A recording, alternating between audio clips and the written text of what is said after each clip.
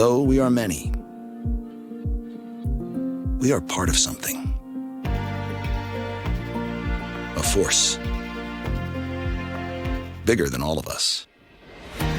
Our distinct fingerprints collectively shaping and forever changing what makes UConn, UConn. Forever making our mark. Forever making UConn a part of us.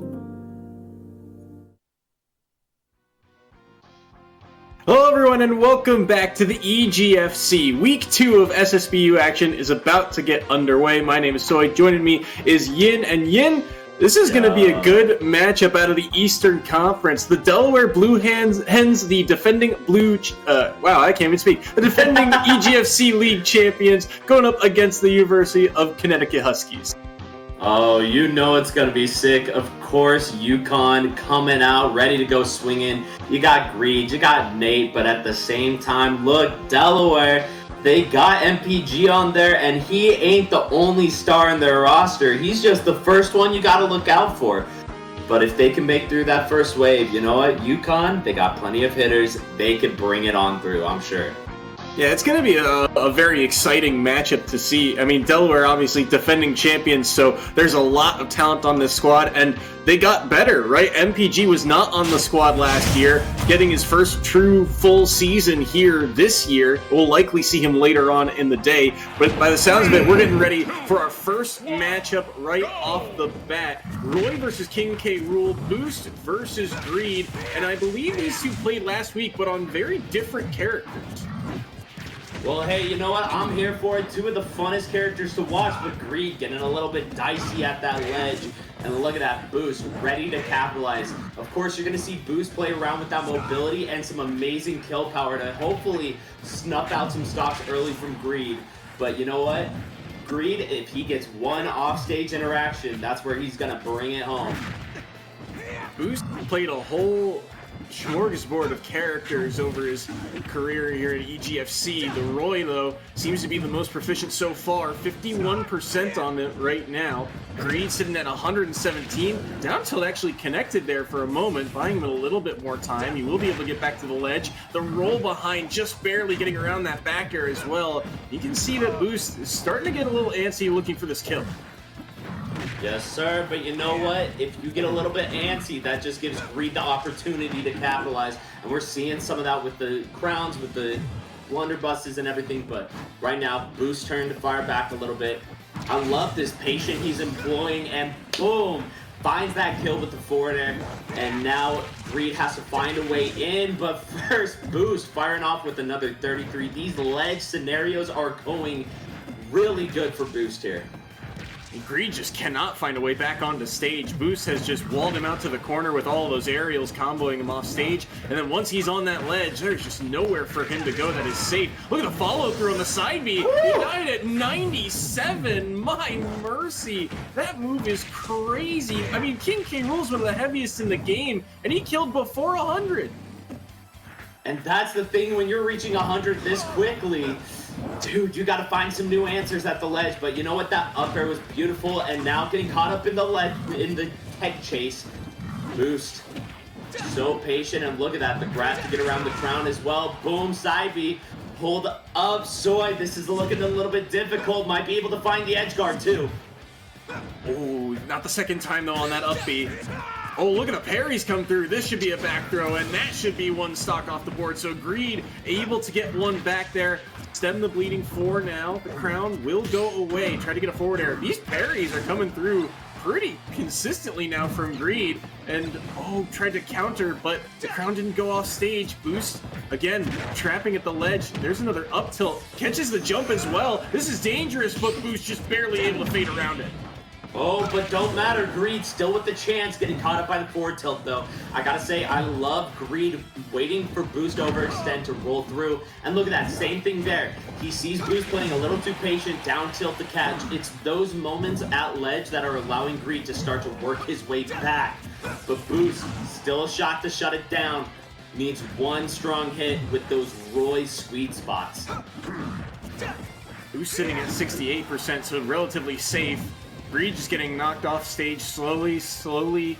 nearly getting the stock off the back of it. That forward air didn't come out good. Parry on the forward tilt, but he can't get the grab in time. That forward air won't land, but boosts will, and that will be game number 1 going to boost.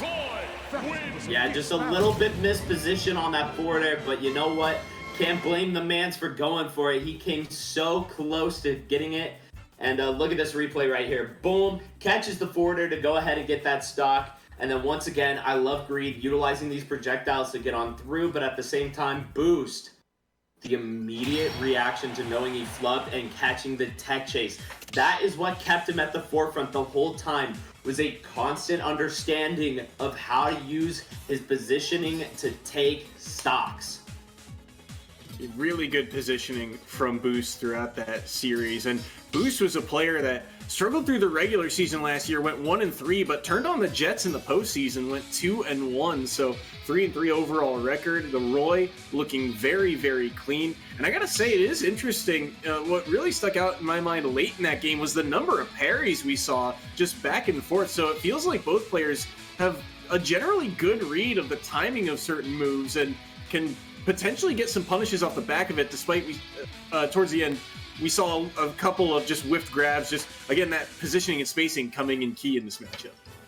Yeah, no, it was really good recognition of landings. I think the big thing was Greed. When he saw Boost coming in with like a forward air, coming to land, he knew that he wanted that landing aerial to make it as safe as possible. And so once you get that timing a little bit more linear, you can go ahead, fire back with that parry, and it gives you so much more advantage in how you can respond. So we'll have to see where they opt to go for game number 2. Greed is one of the newer players to this UConn squad. UConn, a team that last year went 8-8, just barely missed having a chance at that postseason. But it's a lot of new names. Last week we saw Wrath, Kuyan, Nate, Greed also. Last week Greed played the Incineroar. This week opting for the King K. Rool. So slightly different character, but similar aspects. A little bit heavier, tankier. Can certainly dish out damage pretty fast as well. So we'll have to see where Greed opts to go for game number 2. Sound in our headset says that they're getting ready and underway, and I don't assume that we're going to see any character changes between the two of them. I feel like it was, still a lot to kind of open up here, and oh no, we are going to see the Incineroar for this time around. Greed opting to go with the Cat. Yeah, a little bit smaller frame, going to allow for some of these combos to be a bit harder for Boost to hit, but at the same time, you know what? Boost is just that good. He might find him anyways. And look at that. Boom. There's trying to set up for the platform chases. And right now just taking his time. But I like these side Bs from Greed right here. Snuffing out some of those approaches early on. Boosted the turnaround there off of that jab, but ended up doing Nair instead of what we thought would be a back air. Run forward tilt is just going to outright take that stock. Again, just not allowing these heavier characters to survive means that Boost builds up a pretty significant lead for himself. Only 58% on this first stock. Yes, sir. And look at this. Being so willing to just play outside of Greed's range and tell the whip. We got a double Nair, unable to find a little bit of an extra extension there, but doesn't really matter. Greed does have revenge on board, but Boost might be able to snuff it out. Forward aired off stage, air dodge back on. Dangerous for the moment. Jabs will land with that revenge, a little bit extra percentage, but again, not the move you really want to land with that revenge online. Forward air's not going to land on that platform either. Good side B though, that will knock Roy off stage. Boost. Oh, I love the idea. You saw Greed for a moment try to run off and use that down B, but just could not execute it fast enough. Tries to do it again, this time with neutral B to knock Boost away. Should still be able to get back to the stage, but he gets caught jumping from the ledge. That forward air strong spot lands, and that's another stock down. But all the same, sitting pretty close to this kill percent, especially if Greed finds the reads on those tech chases. All the same right now, look at this. Locking him down at ledge, boom, jab, back air, the classic with Roy. Expect to see plenty of that as we keep going through this game. But you know what? We're going to see a bit of a ladder coming through from Greed now. Early up B there from Boost. Down air into neutral B will also knock Boost away. Decent damage landed, but still a lot of work for Greed here to try and bring this one back. Oh, did not pull the trigger on that last swing of the side B. Caught as well, has to use the up B, and the forward smash nearly takes the stock. Greed's at 92, able to weave around that back air. Cannot hold shield for too long here. The forward air will knock him off stage once more. Grabs the ledge, holds shield, down tilt instead, and good option from Greed to get out of the corner. Yes, sir. And you know what? Firing right back with the side B. Not getting a clothesline hit, but not quite a bad issue there. Still coming through with the up B, and now look at this, trying to lock him down, but a little bit impatient, and Boost able to regain the stage control. That has been kind of the key important thing to Boost's play, is utilizing stage control to allow himself to safely whiff punish Greed. Ooh, like the attempted edge guard there from Greed, but he might get punished for it. 145 here. Jab, no pull, no on the back air. Did not go for it. He's waiting for these landing options, and finally he catches one. Dash attack will do the trick, and Boost will take the first set of this series. Beautifully done by Boost there, and 2 stocks both games. Amazing point lead to start it out for University of Delaware right there. As we get the first set of replays in, of course, you have that whip on the side B. I want to talk about this dash back a little bit. It was so good. The immediate pullback too to get that F tilt. That movement from Roy is what allowed for Boost to time and time again find stocks with the whiff punishes. We saw this a couple of times too, just Greed using something, something like side B or dash attack, and Boost just calling out that kind of spacing, in particular towards the last stock. Rather than Boost trying to end it himself with something like jab back air, he would wait to see what the panic option was and then would follow up off the back of it. And that's how he was able to really make life difficult for Greed, especially late in that set. So Boost taking the first set of this series, a reminder of how the points work in this system, because it's not quite a traditional crew battle format. It's 5 best of 1 or 5 1v1s that are all best of 3s. You get a point for every stock you have remaining, plus a bonus 2 points for winning your set, which if you count this series here, that makes it 6-0 in favor of the Blue Hens after 1. Still, not insurmountable by any means. You still got 4 sets to go, but grabbing that early lead always feels good. Yes, sir. Yes, sir. I do want to talk a little bit more about that patience you mentioned from Boost and why it's a little bit more important in these online games. Because ultimately, when you're playing offline, if you have that lack of patience in some moments where you think you got the punish, it doesn't really matter. You could get that punish with the jab back air. But Boost having the understanding that he's a little bit more insecure in how he can find some of these punishes due to some of that frame delay. So, and he goes ahead, takes a step back, and waits for the panic option because he knows it's coming. He has put so much conditioning and fear into Greed's soul that all of a sudden he could take a step back and just force Greed to panic. And we also kind of saw that early on in that game too. Remember the forward smash that almost killed at ledge? That was really the first kind of signal of it, because you're absolutely right. You conditioned him into doing something off of the jab, right? Just do anything, that a quick get off me tool. But in that moment, that forward smash nearly connected, and then later in the game, that dash attack was able to seal it away. So Delaware, they take the first set, and Boost looking strong off the start of the season already. A win under their belt, and a lot of the players here for Delaware, it was kind of a shaky regular season off the start. They had some tough games, but when it came down to it in the Eastern Conference, a lot of these players really stepped up.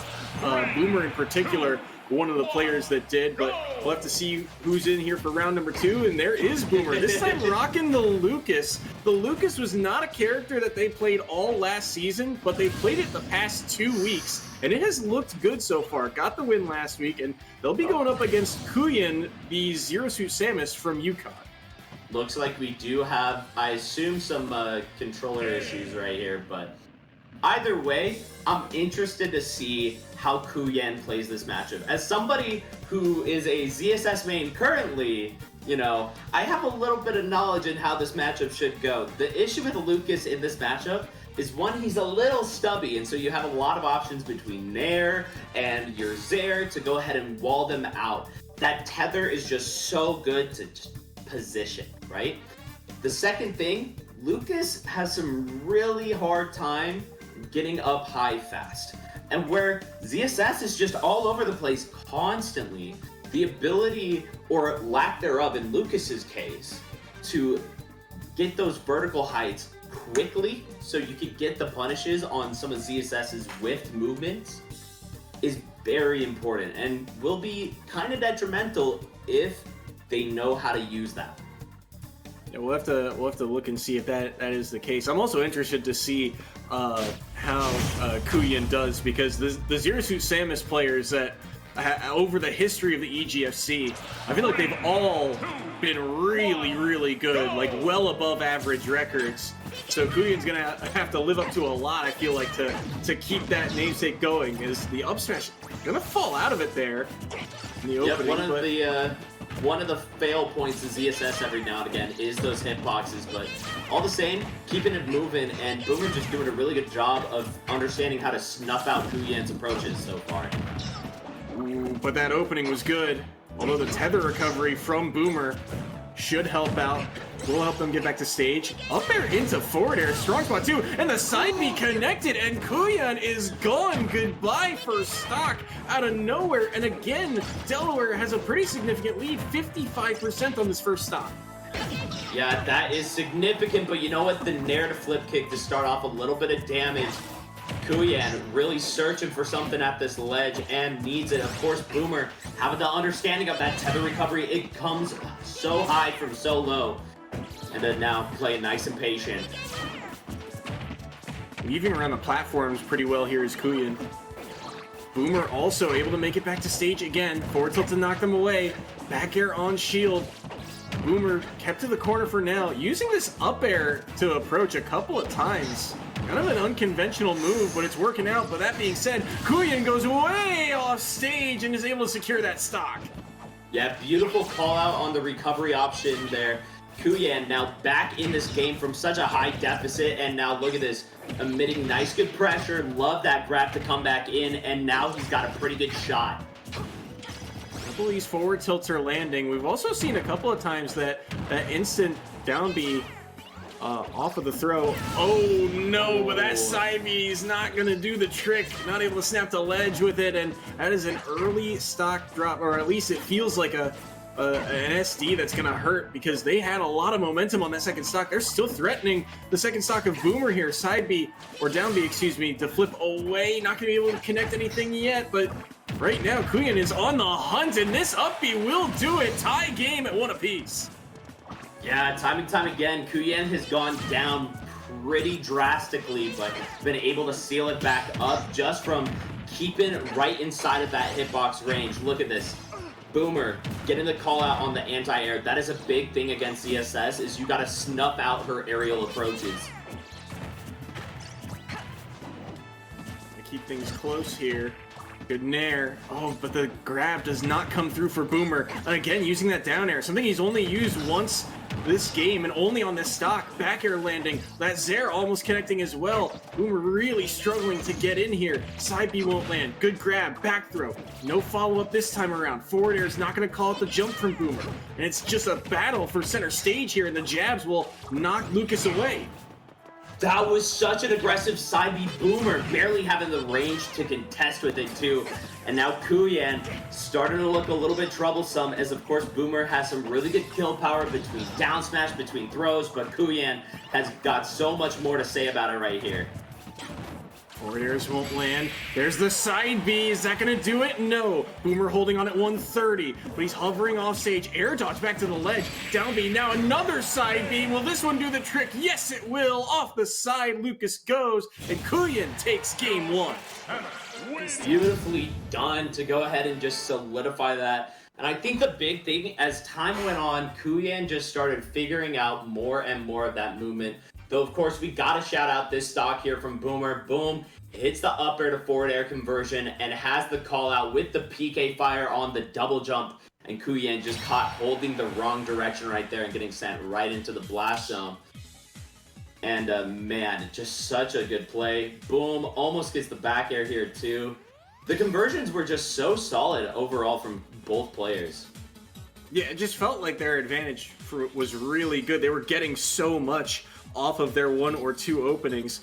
Even Kuyen, who started off at a deficit and started off a lot of these stocks trailing in percent, was able to quickly secure it the other way. And Kuyen, who last week struggled against Houdini, has really turned it around and turned on the Jets here, taking that opener. I will say, I mentioned this at the beginning of the set, and we're kind of seeing it with how Kuyen's playing with that flip kick at the end of the game to seal it out. It's this understanding that Lucas can't get up high very quickly. And so, boom, pop the double jump, pop the flip kick. I'm all the way out of your range. You thought you had me cornered? Nah. You are dead for that mistake, too. Yeah, it really difficult for Lucas to track ZSS down in the air. So really well done by Kuyen through that first game as we get ready for game number 2. I feel like on the flip side here, for Boomer, there are ways that you can try and take these stocks. One of the interesting things that we saw was that down B on the down smash, that absorb to just heal a little bit. We haven't really seen ZSS use the neutral B at all, but that makes sense, I think, in this matchup. Like you mentioned, right? The poke is just on the things like the side B and the Zair are just going to be kind of overwhelming for Lucas at times, and so it's going to be tricky for Boomer to try and get in. That's where we saw things like the up air approach come in, right? That late up air to knock ZSS up, because it's not something that Lucas really uses all that frequently, right? When you think of Lucas, I think of the, walk him across the stage, right? Just Zairs or forward airs, however it be. It's very east to west combos, not north south. Mm-hmm.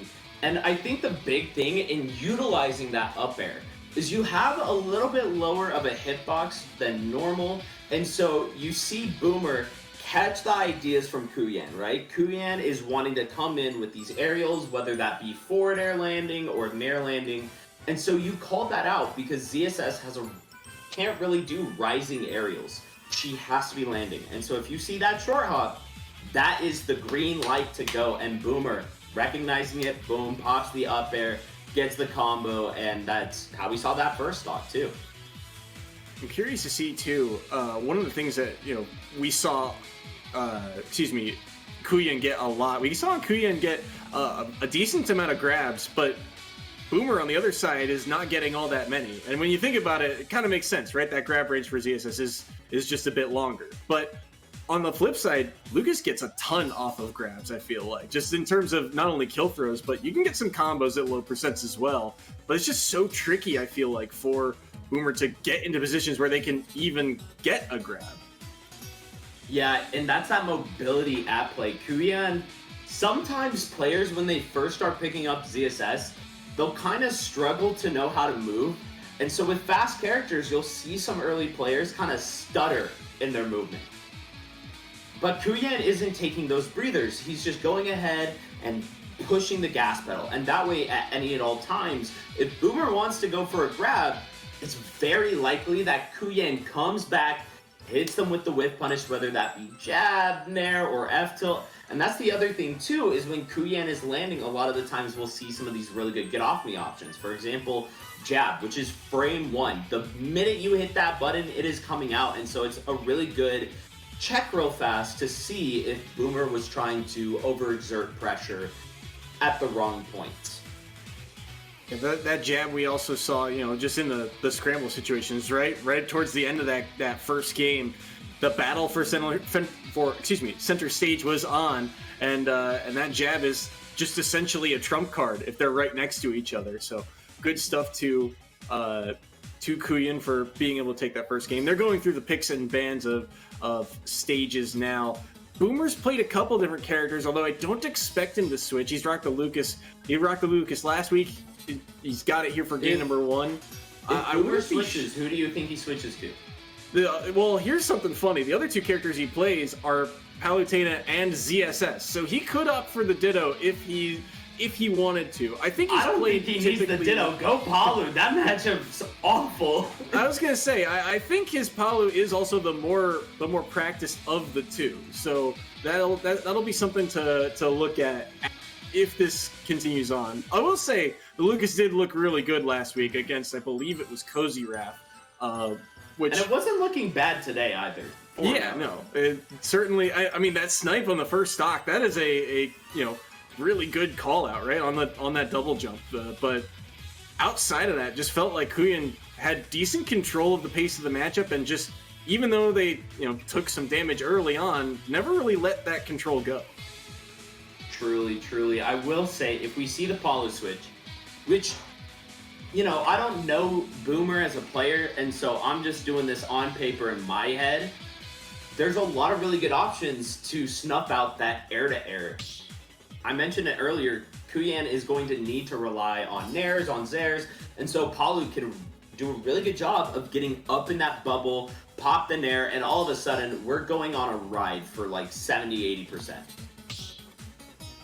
Looks like they're locking in the characters now. We'll see if Boomer opts to make that switch or not. Stage selection is going to be Kalos, it seems like. So, okay. Tall ceiling, platforms on the outside. We'll have to see where walls Boomer are opts to go. also pretty big for ZSS to stall a little bit longer off the side, so... Also something to watch carefully for. Sticking with the Lucas, though.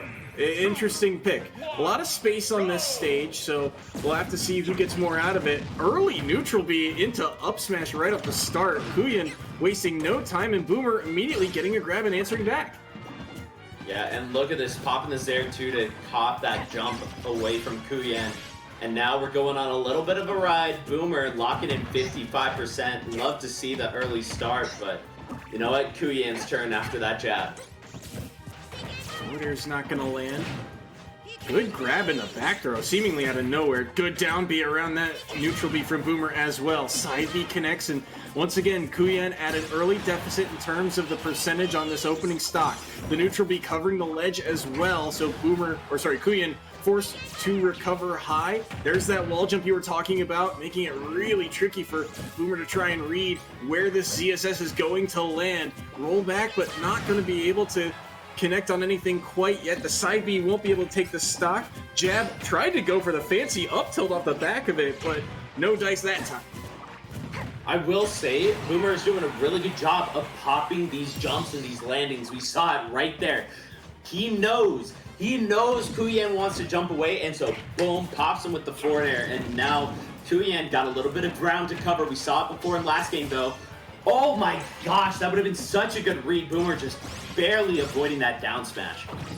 My jaw dropped. I thought he had it too, but Boomer just barely able to escape. Like you mentioned, that side B on the shield, off stage once more. Down B's back to the ledge, and Boomer should be okay here. Good angle to get back to that ledge. And that neutral B also going to be intercepted by the side B and the PK fire of Boomer. Trying to call out these jumps once again. There's that last hit of that neutral air. Able to connect on the Boomer, but too far away, no follow-up. We're seeing a lot more of, I think, that run-up smash from Kuyan this game. Yeah, no, Kuyan's getting really aggressive on this stock. We're seeing the side Bs, we're seeing a lot more grab, as well as that up smash, as you mentioned. And it's just a want to find the kill, I think, but... You know what, all the same, as long as you still keep evasive enough, you shouldn't get too punished, but one bad move and Boomer might be able to find the stock here. Locked down at ledge, though, and getting on through, Boomer's shot to maybe establish a much wider lead here. That's a couple times in a row now that Kuyan has been forced to recover high with that down B because of the neutral B covering the ledge, and I think Boomer is starting to pull the trigger early on it, seeing if he can get a punish. He's nearly able to take the stock off that forward tilt as well. Jab, another forward tilt, and that will just do it outright. It's a 3-1 stock lead, and Boomer holding the shield for so long. Trade comes through, so he won't die to the up smash. He's knocked off stage, can stall out for a long time, though, and oh my, that up B still able to connect. I think Boomer just barely dropped the shield at the last second, and now it's a big lead for the Blue Hens. Yeah, and you do not want to give this. This was looking like such a good set for Kuyan to go ahead and set up UConn for a little bit better of a set, but boom, side B going to be able to take it. Kuyan still has a shot to seal this a little bit more evenly by the end of this set. Gotta get something going, though. These up smashes not always getting the full connection on them. Neutral B to the face of that shield. There's the neutral air, up tilt instead. Haven't seen something like dash attack from Kuyan, been possibly holding that for later on as a potential kill option, but he may not get the chance to use it. Sweet spot, forward air does it, and Boomer takes game 2. That forward air, so aggressive to pop it out, but so worth it. All of a sudden, even if you get this set, you are still gonna have to, you're gonna have to have your team build up some of these points. And check this right here. Boom, Kuyan coming down, gets popped with the down, or the jab, and we've seen that conversion too many times. Boomer has been so good at landing it, and sure enough, just don't get too close, dog. All I gotta say. Calling out those jumps with that forward air, massive in this series. Boomer connecting on so many forward airs. And it's one thing to connect on the hitbox, but it's another thing to land the strong hitbox so consistently for it too. That's what really stuck out to me, especially in that last stock, able to take it with that forward air. But what a turnaround from game number 1 to game number 2. Boomer with a 2-stock victory, and really a solid one. Kuyan not able to get too much done. I think, I'm not 100% sure what percentage he lived on that first stock, but it was high. It was, I want to say 130-ish. It was like 130, 140. It got really up there. So 149 for Kuyan's first stock, just kept getting hit after hit, just unable to fire back. And we saw a lot of the times Boomer would go ahead and just trap Kuyan down at ledge. And of course, that's how we saw like the second stock, where there was that jab to F tilt. Even the third stock kind of felt like that too, where it was just back and forth between each ledge until the game was over. And so 8-1 the scoreline here, and now the winner of this next game wins those bonus 2 points. Do you go back to Kalos? Is there a stage that you're looking for here for Kuyan that would really give you an edge? I don't know. We'll see if the bands. The band was Battlefield Yoshi's and Smashville, it looks like. That makes sense. And we're and they're going to small Battlefield here for game number 3. So I feel like we see a lot of small Battlefield for game number 3, just in the collegiate scene in general. I mean, hey, it's a good stage. Sakurai blessed us with it out of nowhere too, but you know what? Boomer's blessing us with some amazing gameplay. 77 to start. Oh my. Almost finding the stock too, Soy. I mean, he's at 90, 100 now as he gets hit going back to stage, but I mean, that nearly killed again with those early side Bs, just getting caught time and time again. Here's a grab, back throw instead. We saw early on in this series the back throws from ZSS leading into down Bs, but not this time around. Just trying to play more patient, trying to see if he can get a bigger opening for it. Neutral air is not going to land. That shield coming up just in time for Boomer. Now a grab, up throw instead. Not going to be able to mix him up though. Kuyan surviving at 130. Yeah, we're starting to get to the point where Kuyan can really kill off with just about any stray hit. Or sorry, Boomer can. And speaking of a stray up B to snipe out the resources from Kuyan off stage, and now not too much of a lead though. 62 is pretty prime range for some of the kill combos at ledge. So that's a couple times Kuyan's gone for that down smash to try and catch Boomer's landing, but unable to do so. High recovery once again. Side B will connect onto Boomer. He's at 92. Zare's back to the ledge. Side B will connect once more and they reset. But he won't have the time. The side Bs are continuing to do pressure, and the up air will outright kill. And just like that, Kuyan is even up the stock count. Beautiful rinse repeat to find it, and now has the shot to even up this a little bit more in terms of points. If he could find one good conversion, he might be able to just seal out the stock, but Boomer not letting it happen right now. PK fires, the fairs, such good punishing right here. Boomer's doing such a good job of catching these landings, right? It's one thing to call out the jumps, but he's also being able to track down where Kuyan wants to land afterward if that jump just leads to nothing. 60% on the Boomer. Zare won't connect, the side B will sneak under it. Threatening that back air, will not go for it. Oh, what timing on the down B to catch him right before the ledge, and down goes Boomer. He's now on his last stock. Yes, sir. And now Kuyan with the chance of a lifetime might even be able to bring this with only still two stocks. Look at the pressure at the platform. Boomer, so patient, trying to hold the lead for his team here. Ooh. I'm not sure Boomer wanted to do that full up B, but either way, gotta wait for the moment. Forward air, not the strong hitbox this time. Pull the trigger on the down B, and that will get punished. The parry into the up air, and down goes Kuyan. One stock apiece, but it's a 60% lead. Still has a chance to go ahead and bring this set through, but at the same time, you can't sleep on Boomer. Bro is ready at the moment's notice, and right here we're starting to see it. The F-tilts, the Bears, they are doing such a good job at just keeping Kuyan in bad positions, but now their turn to fire back. Battle for center stage is on. Down tilt. Let's knock Boomer away. We've seen a couple of these up tilts out of shield from Kuyan also. Now the up smash connects. Decent amount of damage landed. 107 and a low recovery here. Oh, not much Kuyan can do about that one, but the down B will get his recovery, and Kuyan will snipe game 3. That was beautiful recognition. Production, if you would pull that last stock up, that was tight. So we got already the up smash, then go ahead and just put the pressure out off stage when you come off. Gets caught by the lightning, but that's fine. Sees the get up attack and immediately fires back. That was such a whiff from Boomer and Kuyan, just being at the ready to capitalize off of it. That was so good.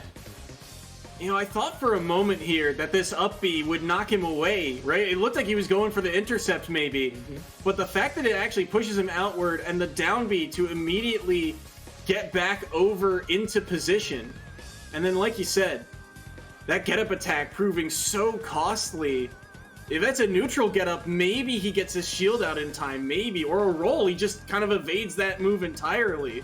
But he gets caught out there, and that allows the window for Kuyan to open up and take that game number 3. Yeah, and look at that, barely nicking Boomer with the toes of that up air for that stock 1. Just time and time again, having the reactions ready, and so many side Bs, dude. Yeah, the side B put in so much work. This was also another clutch down B. Look at the timing of this. Moments before he gets to that ledge, he's able to get that kick out. The nice thing is here is where Nez, if you miss, you die for this.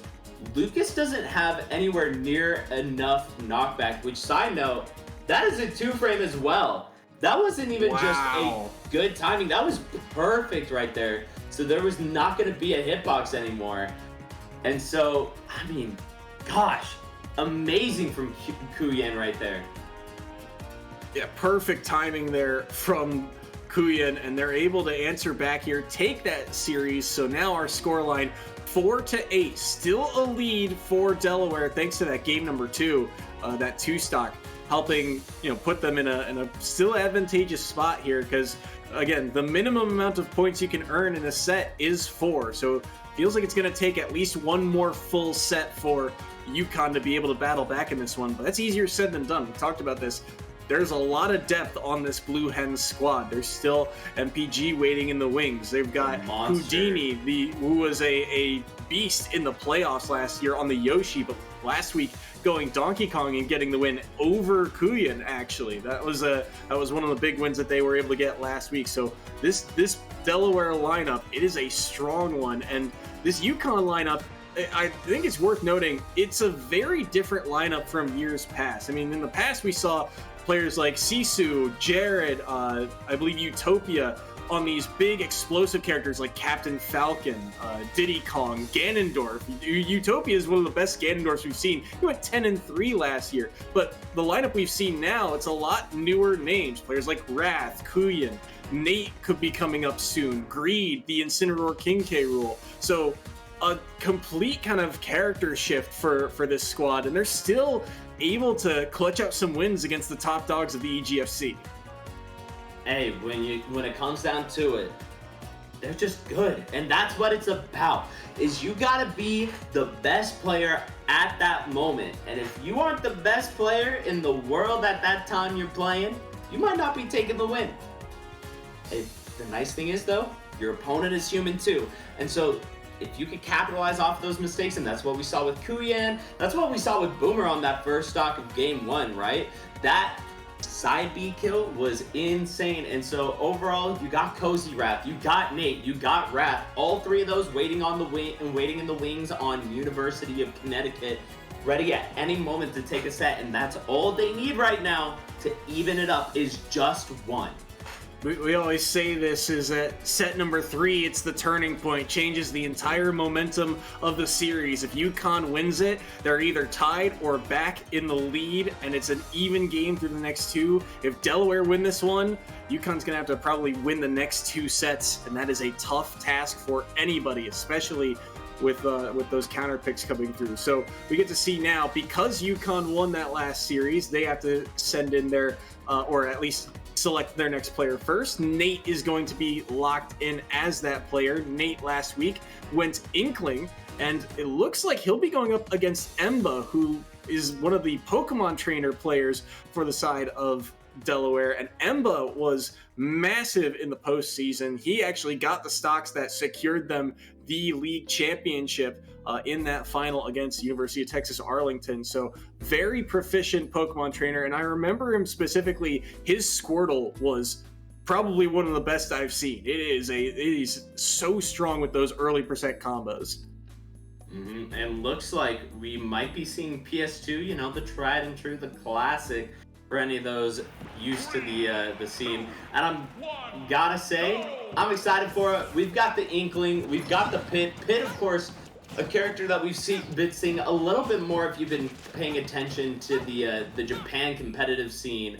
And Inkling, one of those characters in the early game, saw tons and tons of play, kind of fell off, but you know what? Still an amazing character. Crazy damage output being the big thing, especially if you get a lot of ink on you. The more ink on a character, the more damage that gets put out. And so we see some good play, all of a sudden you can see those percentages rising in the blink of an eye.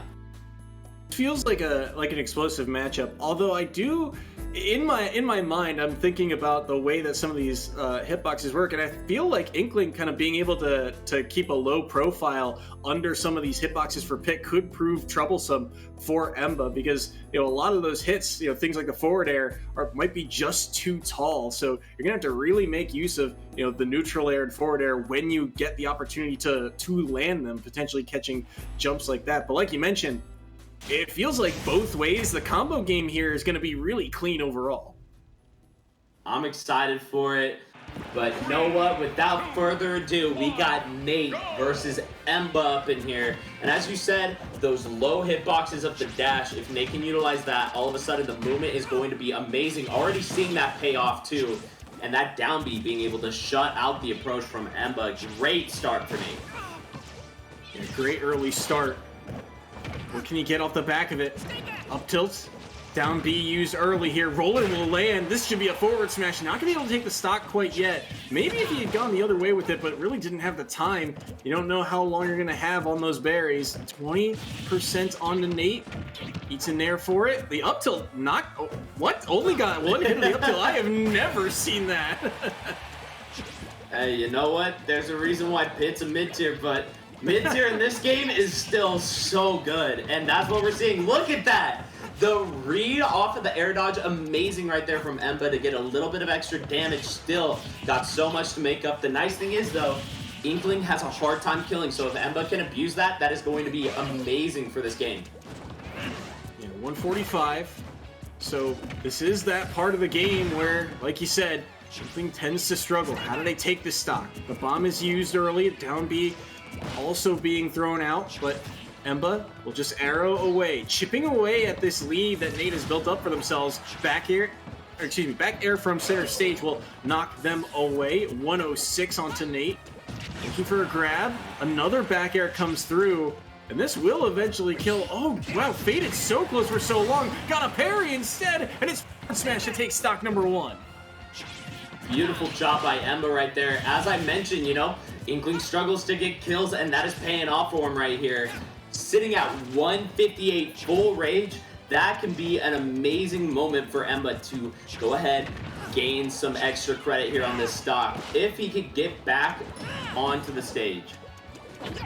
Thought that side B might connect on the ledge, and then he took a moment to recover. Forward tilt will just take it outright from that corner, so back to an even game. Ink landed just a little bit, not too much. Those bombs threatening the positioning. Another rapid jab, and now completely inked up is Emba, and the Nair interrupting. It looked like Nate was going to get another bit of combo game. That up smash won't land either, but Nate's got no ink left. They're going to have to land some hits, and then, the rapid jab, unable to continue that spray because they're out of the bottle. Yeah, absolutely. That is a resource that you have to manage at all times. Otherwise, you might be struggling to get some of these kills, as well as Roller just starts fading away in its usage. But Emba right now taking a lot of damage right now. And raw up smash. All right, might as well throw it out. Why not? And now getting caught up, though, Emba on the offensive. Another down tilt to forward air landed. This is the part of the game that we saw in that first stock where Emba was just kind of landing stray back airs to knock Nate off stage. But that's going to be a roller, and that's going to be the stock for sure. The forward smash does the trick, and Nate back in the lead. Emba now on the chase down, trying to find a way to answer back. Ledge trump into a back air, but does not connect on it. Nate able to get back to the stage and able to build up this lead a little bit more, but the up tilt into up air, not going to be able to take the stock off the top quite yet. Just fading back, buying time, rolls back, and once again, Nate finding ways to survive and thrive. Yes, sir. Yes, sir. And look at that. Trying to lock him down at ledge. Not quite getting it. And wow, Emba catching that dash attack real fast to get the stock from Nate. Love to see it. And now back in it. Down tilt to start. These Nair conversions have been so good. Look at that. Already almost evening it up. Back air landing as well. Got to be very careful here for both players. Emba's got so much percent and already a ton of ink on them. Slowly working it off though. Dashing back and forth. Another up smash pulled by Nate, but not going to be able to take the stock quite yet. Recharging, forward smash, won't be able to land. Emba trying to play so carefully here. Dash attack, catching Nate dropping the shield. Neutral air will not land. Roll back by Nate, looking for a forward air in. Does not connect on that either. Another up smash, and we're seeing Nate get a little antsy, I think, with some of these smash attacks. Emba really not using any of them. Another neutral air landed, shielding another one. Down tilts are landing as well, and now both players heavily in the red. Both players, too, getting so aggressive with some of these kill options. And now Emba on ledge. Can this be it for Nate? No, the fire back with the side B. Love to see it. Emba has another shot to go ahead and distance this lead for University of Delaware. But Nate trying to hold out for UConn for just a little bit longer. Might be able to find it with a back throw. No, not quite. Barely living with 2 minutes on the clock as well. Down in there? All right, Emba. I see you. Beautiful job taking that stock, and Emba sailing out game number 1 on just the last bit of health, too. Reversal here, right? Because this back throw's got a chance of killing, but Emba's got good DI. And then this shield on that forward air, massive. And the moment it's done, instant jump down air, and that leads to a spike. What a reversal by Emba to take that game. It was just beautiful acknowledgement. They understood that you can't go ahead and come off stage like that and try to contest me. And look at this, right here, same thing here. Time and time again, Nate overextends to contest. Emba fires right back with the F smash, taking that first stock. It was close all the way through. Forward tilt was what took that other stock off the board from Emba at first. And then Emba goes down here late in this first game thanks to that roller, but it was the dash attack to help even things up, and it just felt like a lot of this game was Nate taking an early lead, Emba playing smart at high percents, and then, like you said, just calling out Nate for being a little too aggressive at times and able to secure stocks because of it. I love that shield too, the down B to just get on through, the aggressive forward air. Of course, that's the main option off stage for Inkling, is that fair, because it's very long lasting, pretty big hitbox. And so ultimately, the only way you're really going to get through that down B shield, that barricader, is if you come right from the top and go for the down air spike. You have to full send it. And that is not easy to do in that situation, right? Because if you full send it, all of a sudden, I mean, now you have a chance of getting reversal. Now you have the chance of, getting hit by any of his moves outside of that shield. I'm just surprised at how quickly he was able to get out of the down B and then get that move off. Because typically, it feels like, oh, he's got to, drop the shield. There's that animation of him kind of spinning a little bit. So there's that moment of, all right, well, maybe he's punishable here. But instead, that down air comes out. The moment, it is instantaneous. The minute that shield is dropped, jump and down air are input in that instant. And that is what, fractions of a second, that quick decision making by Emba completely turned that game around. So 9-4 lead now for Delaware. One more game for them will help them take this set. They're going through picks and bans now, and I believe, looks like, oh no, this is from the previous set. No, so we'll see where they go for stage as well, but still feels really even between these two because of the way, I mean, again, it's a lot of Emba falling early but playing smart late. Yeah, I mean, ultimately, Nate put on a lot of damage fast, but wasn't able to seal out stocks. Of course, we saw stocks from Emba go to over 150. I think almost all 3 stocks, and that is huge. And not easy for Inkling to secure those stocks. I mean, outside of roller and then high percent back throw, which we even saw in that game, is not a guarantee. It's not easy for this character to pull off some stocks. You saw the chase down from Emba there off of that down air. They were looking for something big, but unfortunately, falling off the platform in that instance means Nate is able to escape. But it's really even off the start here. For all those early leads that Nate had, it is only a 10-ish, maybe 13-ish% difference here. Mm-hmm. And that is nothing in terms of ultimate, as we're seeing right now already Emba, they're able to catch up with one quick conversion, and now locking him at ledge might be able to find a stock here too. And man, if you're wanting to bring your team back from the depths, you have to do it fast. Ooh, early air dodge, and Emba almost read it. Down smash, nearly connected. The second one will. Not able to take the stock quite yet, though. The arrows are threatening, but Nate is able to weave around them. Roll back, now center stage, and the roller gets punished. Up smash will do, and Nate goes down on the first stock. Beautiful job from Emba right now, and so far only sitting at 107, and if time continues the same patterns as before, Nate has a lot of ground to make up before even finding the stock. And look at the conversions from Emba though. Love the down airs to reset and continue it off, and now Nate might be able to find it here. Hold up, beautiful tech, but the same, oh, the whiff on the F smash. I thought that was gonna be a stock. Emba not gonna look at Gift Horse in the mouth though, I'm sure.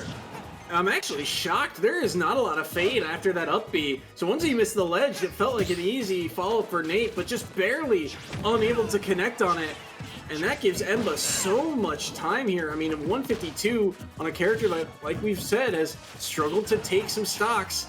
Look at the lead that they've built up for themselves. 95% already on the Nate's second stock.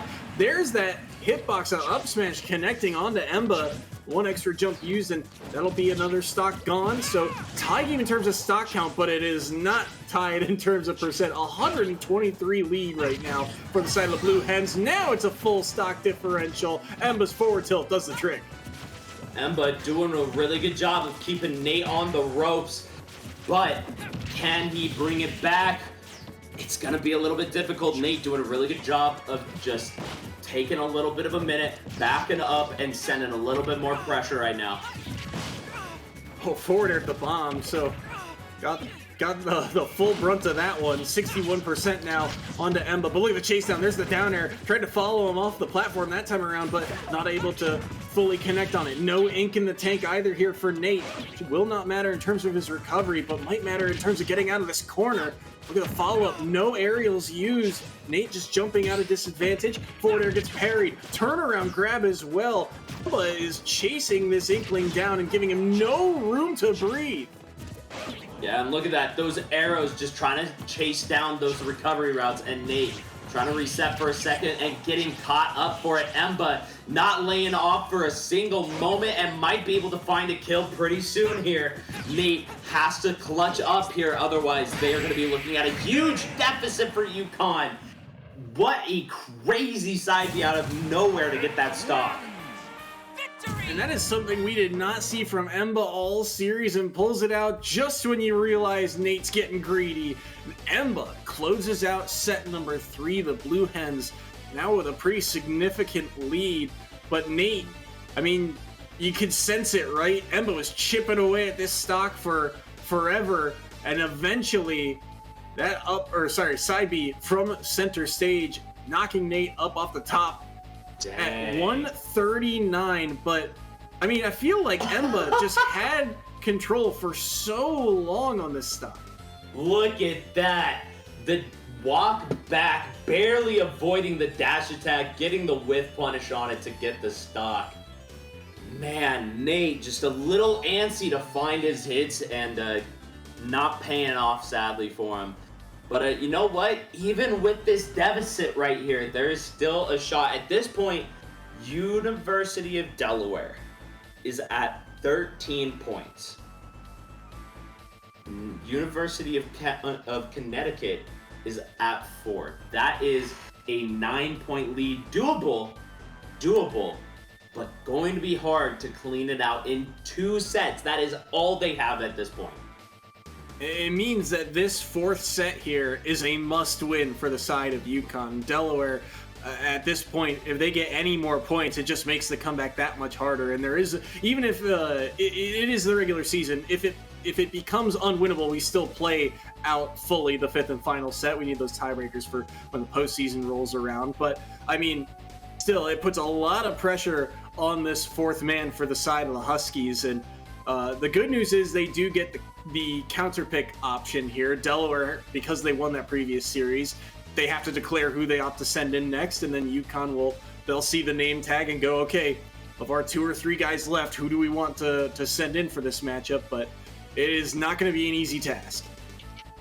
Yeah, which, speaking of the next couple of players coming out, we have a player that we've mentioned a couple of times tonight, of course, Houdini, and he's going to be facing off against Cozy Wrath for their set. So Houdini last year went 3-2 in the regular season, but his postseason performance was massive, in particular in getting out of that pool against the University of St. John's.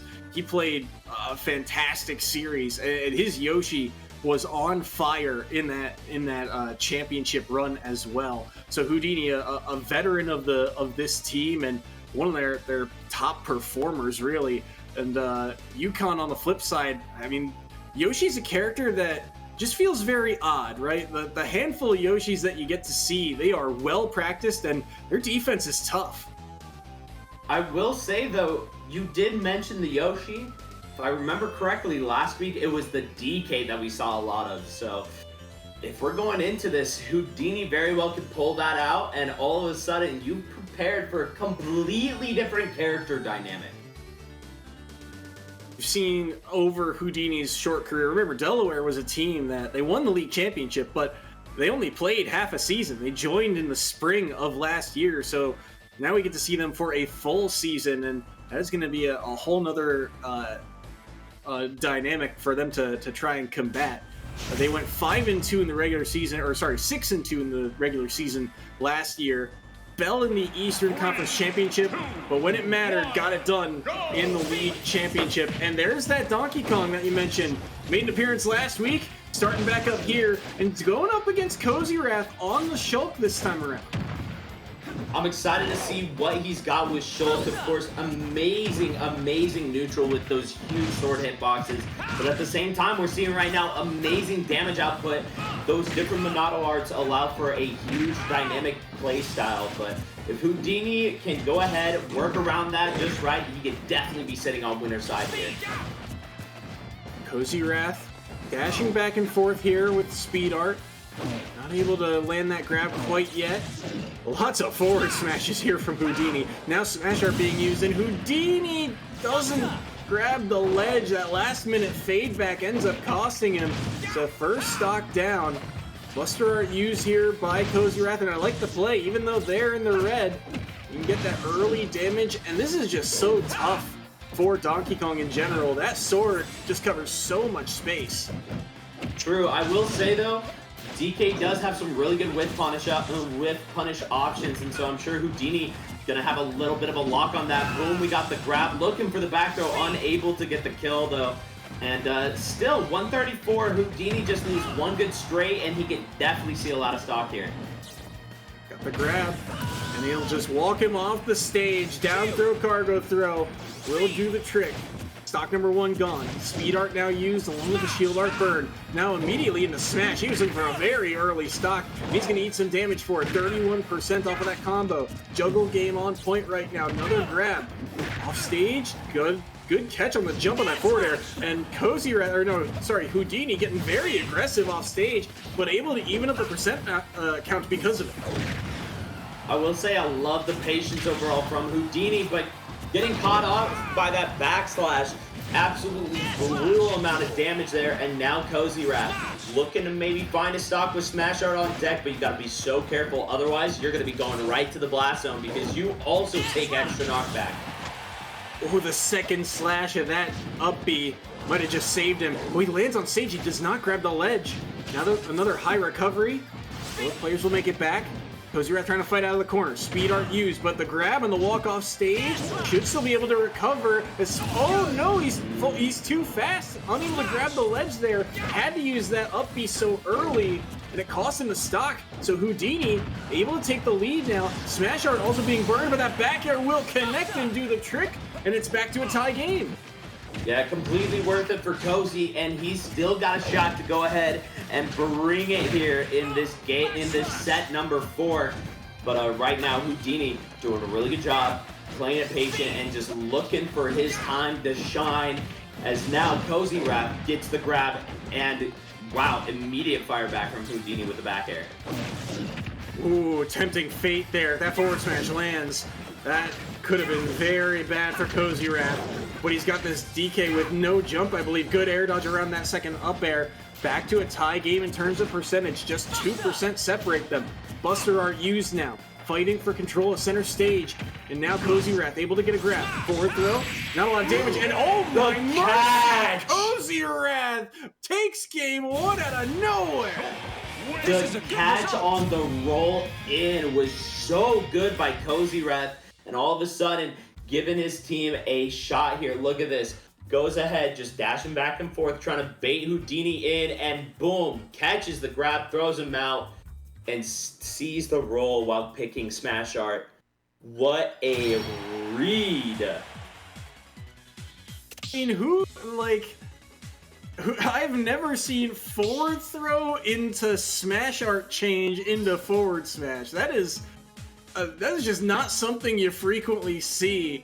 And Cozy Wrath will take it, though. A much-needed victory here in game number 1 for UConn to get a point back, and they're one step closer to taking a must-win series for them to keep their chances of victory alive this week. I can't believe he still didn't grab the ledge off of that speed art. So close. He was so close there. That is the thing speed art does. So speed art actually is only for grounded movement, by the way. Meanwhile, jump buffs the aerial movement, and speed art actually lowers the aerial movement. And so that's the only reason why Cozy Wrath died there, was the speed art. That is tragic. And then this back air, moments before this smash art leaves him, that back air connects, and Houdini, oh no, that is, he's trying to pull away. Yeah, look at that. Thank you for pointing that out. You can see from that blue line, he is DIing away. He's trying to dash back away from it. And so he's DIing with the hit. And even though he's on the far side of the stage from it, it does not matter. It's Smash Art. You're in the red. That is a stock gone. And then an even percent game until right here. Buster, forward throw, little bit of extra damage into immediate Smash Art forward smash. Yeah. All the hitboxes connecting on it too. Yeah, you hate to see it. And I will say we are going straight back to PS2. No questions asked. It is an amazing stage for DK. It just seemed when we were watching it, Houdini was scared of Cozy, and Cozy knew how to take advantage. And oh, forget the DK. Did I say DK? I meant Yoshi, baby. Changing it up from previous weeks in that first game, Yoshi making its first appearance of the season, I believe. The up air is not going to do the trick quite yet. Buster Art now online here. Yoshi versus Shulk is not a matchup you frequently get to see, but I'm curious to see how Houdini goes about it. He was very smart in the way that he approached a couple of those tricky matchups in the postseason last year, and he's gonna get the read on this down smash. Oh, he caught the rollout and everything, and Smash Art online too. Cozy Wrath now with an early deficit to work with. Bro, every universe, that was a death right there. And now Cozy, though, Byron back with the S smash. Houdini just getting a little bit too comfy in those close ranges, and Cozy firing it right out. But now Houdini doing a really good job of utilizing Egg. But right as I say that, look at that, the aggression with some of these aerials. That was a decent amount of damage landed. Well, that down air, when Buster Art was online, did so much percent. I feel like it did 30 plus because of Buster Art being online. That being said, Houdini really struggling to land. Smash Art now used, trying to call out a landing there. Down smash won't connect, just barely got the shield off, and smash attacks galore in each other's face, and they'll still be able to survive. 86%, another one shielded. Down B through the platform, will not be able to take the stock quite yet. Counter used for the first time, but no dice here. Another forward air, but it's down smash that catches Houdini's landing once again. And so far, an even game between these two, and neither's big swing is finding a way to actually take the advantage. Yeah, but right as you say, commentators first, baby. You know it comes into play. And now Houdini got a little bit of a shot, but with Smash Art online, you know what Cozy is searching for. Getting caught up here. Houdini playing it nice and patient at the ledge. I love the use of the eggs to not only stall but dish out a little bit of extra damage. Now 35 of extra credit. This is looking good, Soy. Good jab. Oh, he caught the jump as well. Neutral air. Is that just dead? Yes, he is. Oh my goodness, Houdini. What a combo to take game two. Emphatic fashion and a two-stock victory. Bro made that stock disappear right there. And side note, Cozy Rep did not waste a second to choose the stage. Inside of the chat, immediately pops PS2, so shout out to him. And boom, weak hit of fair, don't matter, double jump nair. The tried and true with Yoshi, just give him the size 13s. I've never seen how angry Yoshi looks when he's throwing out that nair on that last stock. We'll see it. We'll see it as he cycles through the replays. But I mean, Houdini, that was an angry stock from him, saying, "All right, you might have beaten my Donkey Kong, but yeah, you haven't seen the Yoshi yet." And a big two stock there. And these are two veteran players going back and forth. And look at that nair. Look at the evil He's so eyes. mad. He's such an angry dinosaur. He's such a mad boy. And we'll see game number 3 on PS2. Like you said, this is a huge one. This is a must-win for Cozy Rat. Down 10 points are the Huskies. They need this set. They need this victory to even have a chance of getting the win here in week number 2 and getting the run back on the Blue Hens. So it all rides on this, or excuse me, on these 3 stocks. This one game. Cozy Rat right now struggling though. Get the tech chase, the neutral air doing so much work, walling out this sortie. Houdini doing such a good job. These Tims are doing some damage, but you know what? Cozy almost able to cheese out a stock, and oh, you can't roll in there! Oh, Cozy Wrath rolled in game 1, or caught the Houdini rolling in game 1, and Houdini said, no, you're gonna do it too. Watch this. It is able to take that opening stock. Yes, sir. Yes, sir. But Buster out online looking to deal out some more damage. Houdini just doing a really good job of not allowing Cozy to get any more than a nickel and dime hit so far. Ooh, counter. Is that going to take the stock? Yes, it is. No arts required. 27%, so just about an even game. Still, feels like Houdini is just getting more off of these interactions. Between the eggs landing and that neutral air doing so much work. Cozy Wrath, feel like you're going to need a change of pace. Maybe Buster Art will do the trick, but these neutral airs unable to land. Grab whiffed as well, and every little hit with Buster Art online is going to do that little bit more against Cozy Wrath. Yeah, and look at this. Cozy not feeling good about that ledge right there and getting right on out as Houdini. Now with the shot right there, weak hit of fair, don't matter. You know what it is. Give him the size 13s to seal out that stock. And Houdini has an amazing lead right here to go ahead and finish it out. But can Cozy Wrath fire back? That aerial drift is so strong for Houdini. Now 60%.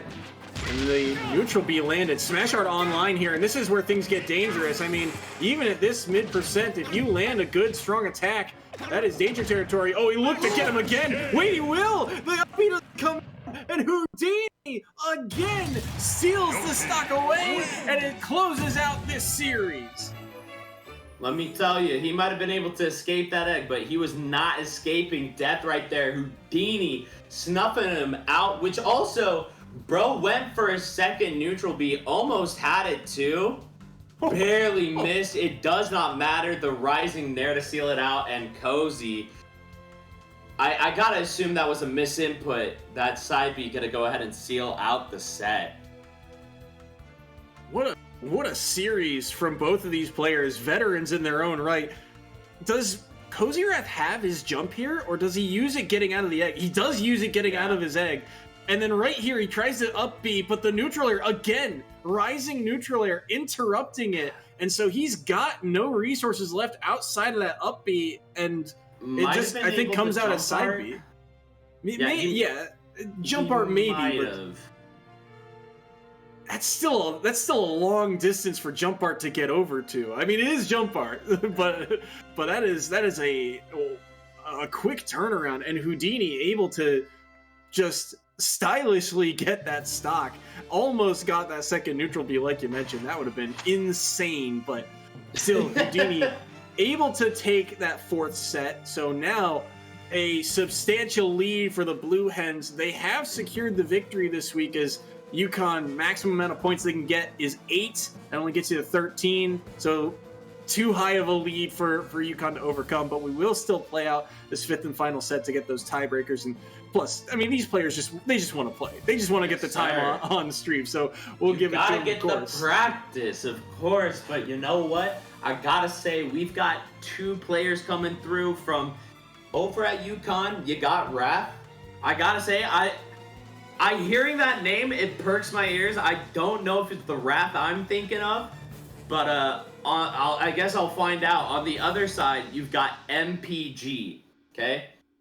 Now, I do know this for sure is MPG of University of Delaware. If you don't know, if you only really follow EGF, you might not have heard of MPG before, okay?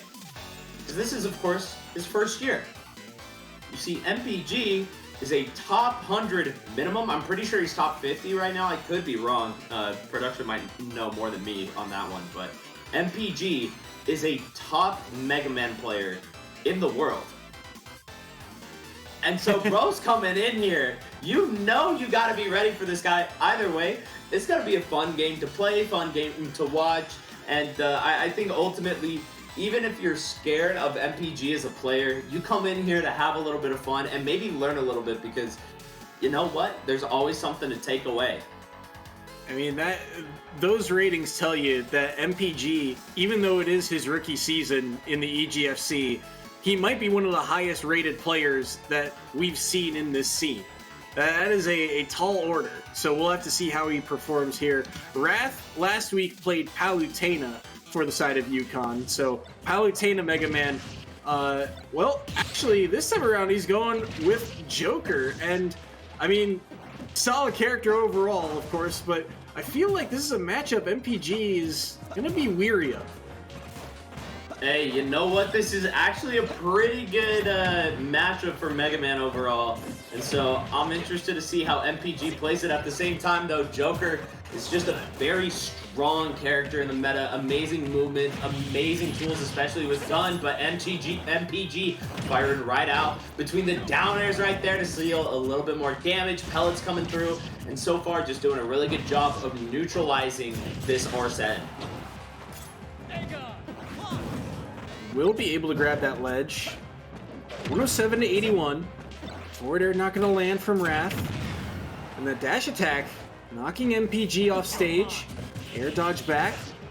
Leafs will land, but Wrath able to make it back to stage. Still no stocks taken until that forward air right there. Timing is everything, and MPG's timing is solid. They're able to get one off the board, and they're already working out away on stock number 2. And one of the things that I immediately think of the few Mega Mans we've seen in the EGFC, which has only been, 1 or 2, a lot of times it is just death by 1,000 cuts. But MPG wasting no time getting that damage online. No, sir, no, sir. At the same time, Wrath really trying to find some of these up air drag downs. But with Arsene online, one thing that Jokers all want. It's the up smash, not back air. Forget the back air. It's about up smash, baby. And Wrath now taking a lot of damage and losing the stock too. MPG just forcing him so deep off stage to try to recover it. Not able to make it back. Something about the movement there from Wrath just told me that they had the confidence. I was fooled. I thought they were going to make it back to that ledge, but unable to do so. And now that is an early stock dropped, and MPG with a full stock lead here. Up air's landing. A couple times we've seen Wrath go for that up B to no avail yet. But something to look forward to, as maybe they'll find that later. Maybe trying to call out MPG just going high anyways, but look at the pressure that MPG is applying. Forward air won't land. Reversal here. Wrath trying to get creative, trying to land that side B, knowing that they're down a full stock. They've got to make something happen here. They're going to need more damage online to this Mega Man. Yeah, and Arsene is on deck, so that's where you're going to find a lot of it. Love that down air, just not able to find it. Man, these tornado conversions into the metal blade, and that might... No! Wow, Wrath able to survive. I can't believe the counter was able to hold on that long, but MPG might be able to get back, but Wrath doing such a good job.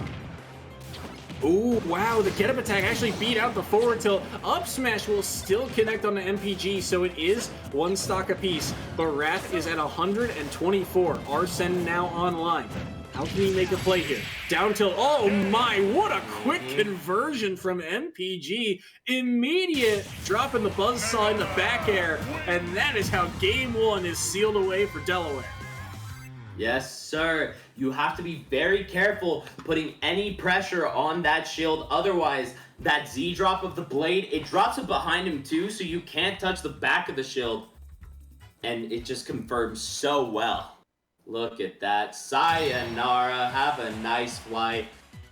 And in the meantime, this ledge trap right here too, the leaf blade. And then boom, pop the blade right there just to put some shield pressure. Doesn't matter that the first hit didn't confirm. That flame blade, so strong. Very strong indeed. Wrath there dropping that second stock was massive. Well, I think they were only, 60-ish% there? And so that's a whole stock really that you did not get to utilize in that opening game. But still, solid showing from both players. Just MPG feels like the conversions are a little bit cleaner, but you do see those moments, those windows for Wrath where they're able to get some damage. They're able to, call out one of the movements of Mega Man and force him into a trickier situation. Just feels like they're not getting to that advantage state as frequently as they need to be. They're able to get stocks off of things like up smash, but now we're going to see a complete change of pace. MPG's bringing out the Sora for game number 2. Yes, sir. Amazing combo character. And now MPG with the chance to show what's up with the King of the Hearts. I don't know. I've never played those games. Forget about that. Wrath doing a really good job of zoning him out, but one hit, that is the thing with Sora. He's got amazing combo with the Nair loops to go ahead and dish out tons of damage if MPG could find them. Good parries by Wrath right now to deny that combo game. But here comes the swinging of that Keyblade. Now another grab, back throw, Wrath off stage. Quick up B, Arsene full meter. Not gonna be able to utilize him though. MPG just doing a good job of keeping him off stage. How does Wrath get back on? Roll behind now, tries to get a grab, will not do so. Gets the parry, but still unable to really follow up. And MPG has been unscathed through this entire Arsene, dodging every hit, and now Arsene is completely gone, well mitigated by the freshman. Yeah, and that is the thing. Sora has some really good edge guard tools against Joker, Arsene or not, so got to be a little bit careful if you're wrapping your off stage. So right now, 133, MPG catching a little bit of damage off that side B, and now firing right back with the quick sword dash. Now, blocking him at ledge. The Wrath getting on through. Love to see the evasiveness from him, but don't matter. MPG finding that stock. The guns do decent chip damage and kind of interrupt most moves, but that up air is just too strong, and it's able to take that stock off the board. So Wrath, now at 6%, looking for something here to try and equalize. Gets a parry on the up air, and again, you know, I flash back to, you know, the first couple sets of this series where, with very different players, it feels like the positioning of Delaware is just so solid. Even if these parries are being landed by University of Connecticut, it's just that they cannot get any follow-ups off the back of it. This defense from the Blue Hens is too strong. No, sir. And look at that patience from MPG. A lot of players right there will go ahead and roll in, and so MPG just stalling it out and waiting a little bit longer. And man, the Tetrakarn coming through and getting that stock. I like the play there, right? Just keep it simple. Recognizing, hey, he has to side B to get back to that ledge from underneath the stage, and that hitbox will extend above, so easy counter, easy landing, and goodbye that first stock. But oh my mercy, MPG not letting him breathe off stage and dips deep down low to get that back air to seal away stock number 2. MPG, a fantastic showing there on that stock. Yes, sir. He's number 1 in Philly for a reason, but I love Wrath starting to adapt to the side B recoveries and getting a little bit more Arsene meter off of it. And now, a little bit of a chance to do some damage. Doesn't really find the conversion he wanted. And now MPG hitting just nice, good straight hits. And now Arsene, Big Papa is here. Can he save Wrath? 45% on the Wrath. Gotta find something here. Down a full stock. Gets that back air. 75% now on MPG. Guns down and will interrupt him for a moment. Oh, goes deep for the counter. Love the play from Wrath, but MPG somehow ready for it. Able to take the stage and survive. He's at 94. The side B in will lock him on and help get some damage online. Trying to chase him down. Tried to scout out maybe a roll behind, but not able to get him to connect on it. 95% on the MPG. These freezes are just so dangerously placed. Connecting on the dash attack underneath. The Thunder doesn't land. Single hit into up B, and that will do it. Wrath goes down, and MPG keeps the ball rolling for the Blue Hens. Absolutely immaculate from MPG. I love the aggression off stage, having the understanding that you're playing this character who's pretty floaty, and that allows for you to stall off stage forever. Boom, you whiffed on the counter. Let me hit you with the fair to lock in this stock right here. Amazing edge guard from MPG. Not to mention some of these earlier stocks. Just goes ahead, almost finds that back air, but it doesn't matter as that up air cleans out. Yeah, solid stuff from both players. Wrath certainly showed that they had flashes of brilliance, but MPG, when it mattered most, they were just so smart and not allowing Wrath anywhere to go out of the corner. MPG, a very, very solid showing again, not only with the Mega Man, but now with the Sora. He looks fantastic for Delaware. And if you thought they were scary last year winning the championship, you had MPG to this roster, and all of a sudden, the depth goes wild for the Blue Hens. Yes, sir. Here's the thing. MPG, he's ranked number 1 in Philadelphia for a reason. I'll say it once, I'll say it again.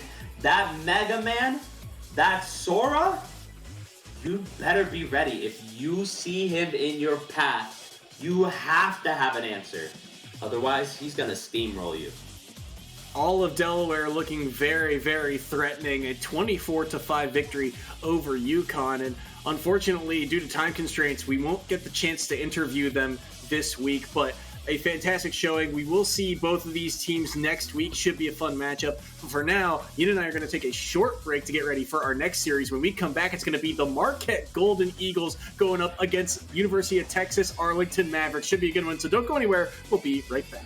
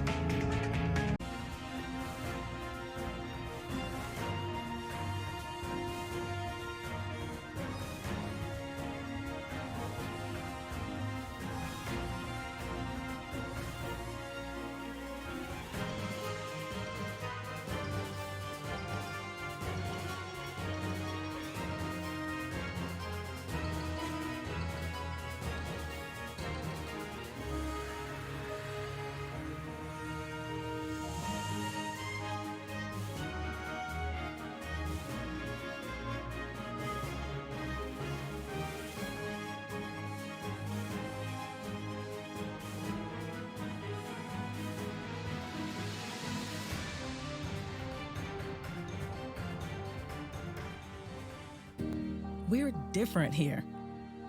We don't just get up for another day. We rise. We don't just work. We endeavor. We're women and men, for and with others. We have hope, we believe, and we celebrate. Why are we different? So we can be the difference.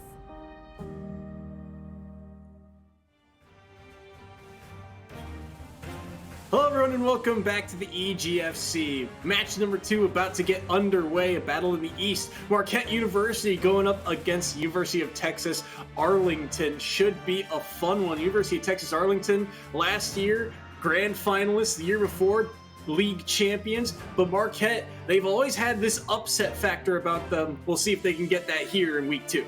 It's the difference in them. You can't deny it. Marquette is coming to change the scene, but at the same time, they got to push through Arlington, and they were just a killer roster last year. They were really exciting to watch. A lot of new fun faces, and one of those faces that is going to see another full season here is Extreme, stepping into the ring first on the Corrin and Villager is what we've seen from them in the past. But speaking of new faces, we're going to see a new face from UTA. Kyle is stepping into the ring for the first time in his EGFC career. Hey, going to be Crom, Corrin, just natural fundies, sorties back to back. I think the big thing becomes, how does Extreme play around this fast, aggressive character? And on the other hand, can Kyle go ahead and get back the stage time and time again, or is Extreme going to shut them out early? Should be exciting to see. Two characters that we don't see a lot of. We don't see a lot of Corrin here in EGFC. And Crom, I think the last Crom we really saw was Flapjack from Canisius College way back in season 3. So, not characters that you get a whole ton of time against, but Crom certainly got the speed factor down, and so that should be something to watch. But like you mentioned, fundamentals a huge key, and what we've seen throughout at least the first set of the day between Delaware and UConn was that spacing and positioning was massive. And when it comes to sorties, I mean, that is a huge part of the game plan, is being able to fully use the extension of that sword to your advantage. Yeah, that sword can do so good to go ahead and wall out the opponent, but ultimately we have two different characters that have that same attribute. Corrin, though, not quite as eccentric in the offensive play. Crom, very quick, very fast to go ahead and get on the opponent and just burst them down, and then alongside that, some amazing combo potential, the same way with Roy, where you have that nair to go ahead and lead into a lot, up air, down throw, the tech chases, plus jab. Jab F smash is a crazy early kill combo. And we'll have to see if they're able to land it. There's also noting that, like you said, the game plan for these two characters, while they are both sorties, it is a little different, right? Corrin does like to kind of play with a little bit more space because they've got that projectile in their kit. Also the combo game, right? Using things like dash attack and neutral air, whereas Crom, it's more about just kind of being in your face very frequently. I will say the nice thing about Corrin is you have a lot of really good juggle tools as well. And so where Crom does a really good job of doing this lateral play or horizontal play on stage, Corrin has some huge hitboxes for juggling. Of course, you have nair to set up top. You have up air to just go ahead and call that whole thing above you. It's just such a huge hitbox. And then alongside that, you have some amazing offstage pressure with forward air, with back air especially. Can do some amazing things off stage. Yeah, very tricky to kind of manipulate this character and figure out where they're going to be, and not the easiest movement to master, but once you do, you can get a lot off the back of it. Marquette, for their season, I mean, this is their first real game of the season. Last year, they were 7-9, again, just outside that playoff bubble. So 7-9, just outside that playoff bubble. The round differential was just also under par at -10, so not too far off.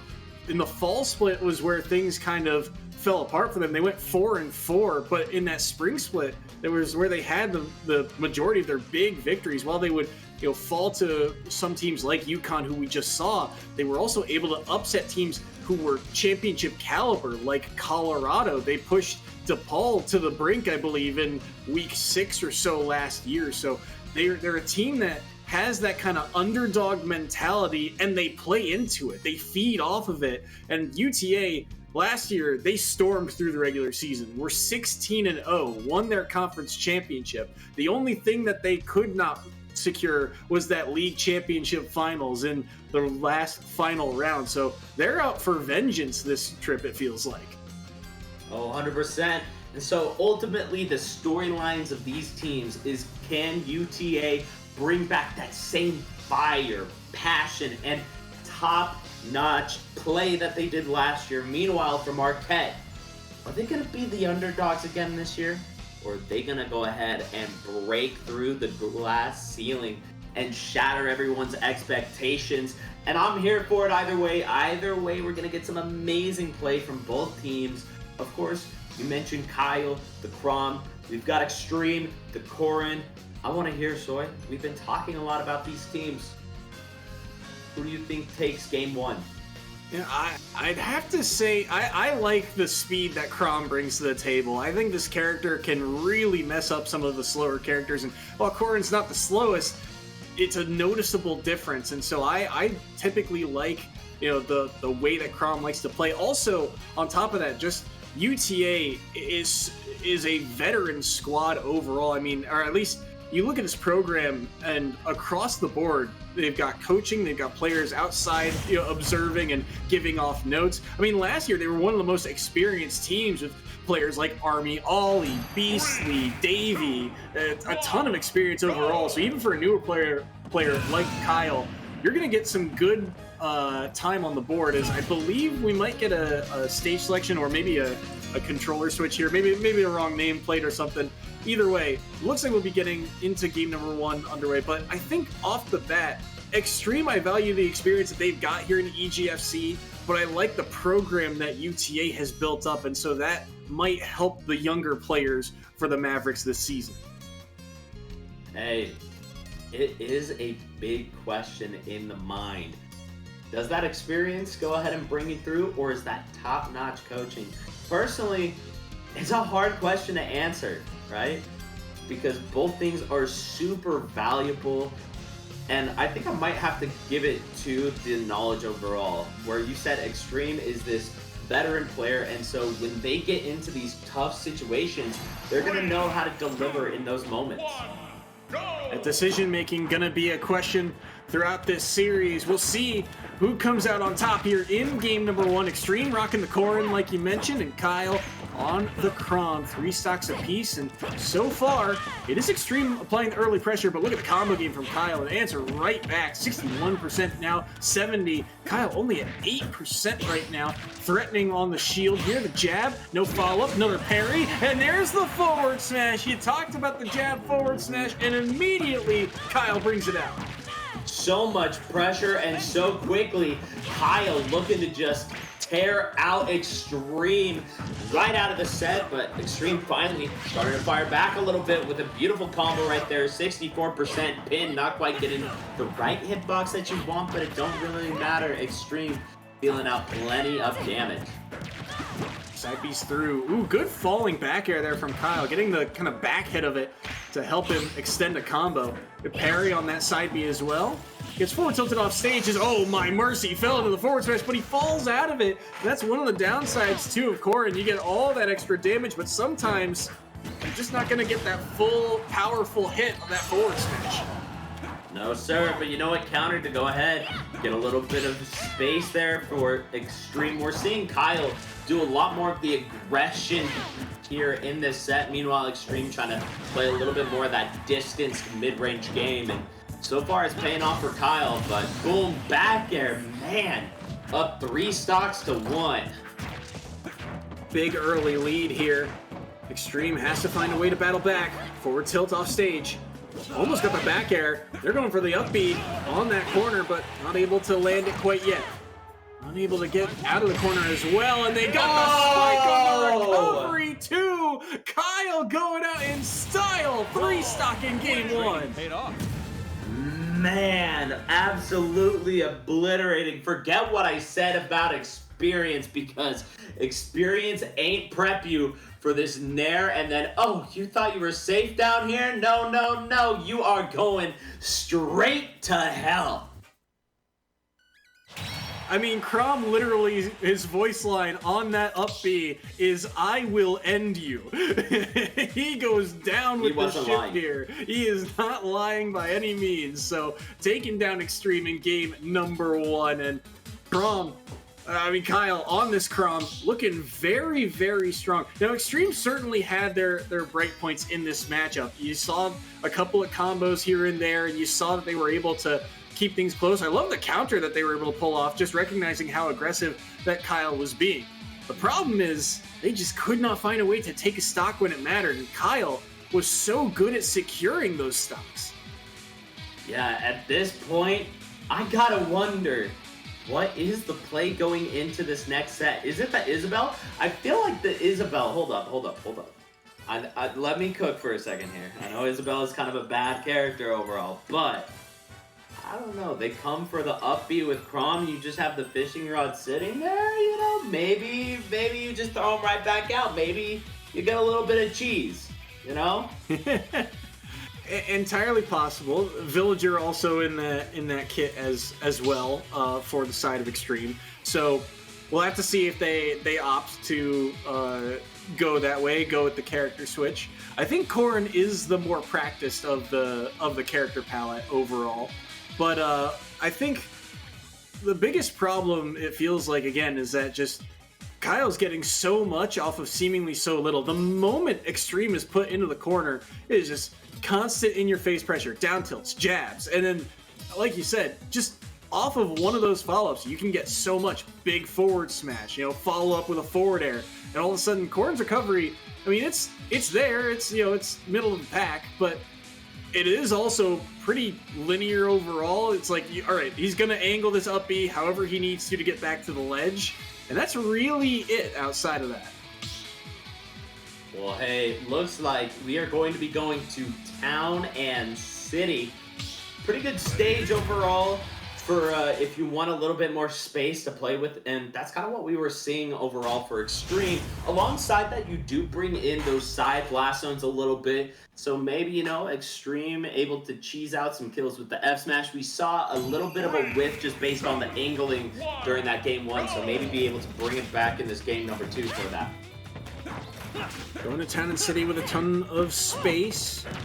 Kyle got such an early lead in game number 1, too. Was able to get, 60-ish% really, and by the time he took the stock, he'd only given up 8% to Extreme. Looking to hopefully get something early on the board here. But right now, again, looking like game number 1, where Extreme is taking the early damage, but they got a little bit more online now. 26. Oh my, that forward smash was pixels away from connecting there onto Kyle. Grab landed by the Crom as well. And now Kyle looking to pressure in the corner once more. Jump into down air. Extreme trying to reverse the situation, but maybe getting a little bit too aggressive. He's put himself in the corner now. And Kyle willing to play underneath the stage though, and Extreme got too far under and gets pineapple for it. Unfortunate circumstance, and now Kyle with a massive lead. Oh my gosh, speaking of massive lead, we are just going to extend that all the way to full lap in percentage here. And look at that shield pressure, the down tilts, the jabs. Kyle doing such a good job of scaring Extreme into that shield.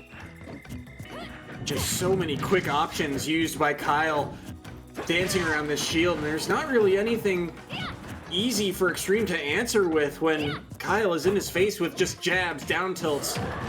There's not really a great, I think, out of shield option, or at least one that Extreme has found to quickly answer back. That neutral B also nearly getting punished by the forward smash. Parry, up tilt here from Kyle puts Extreme in a really dangerous spot.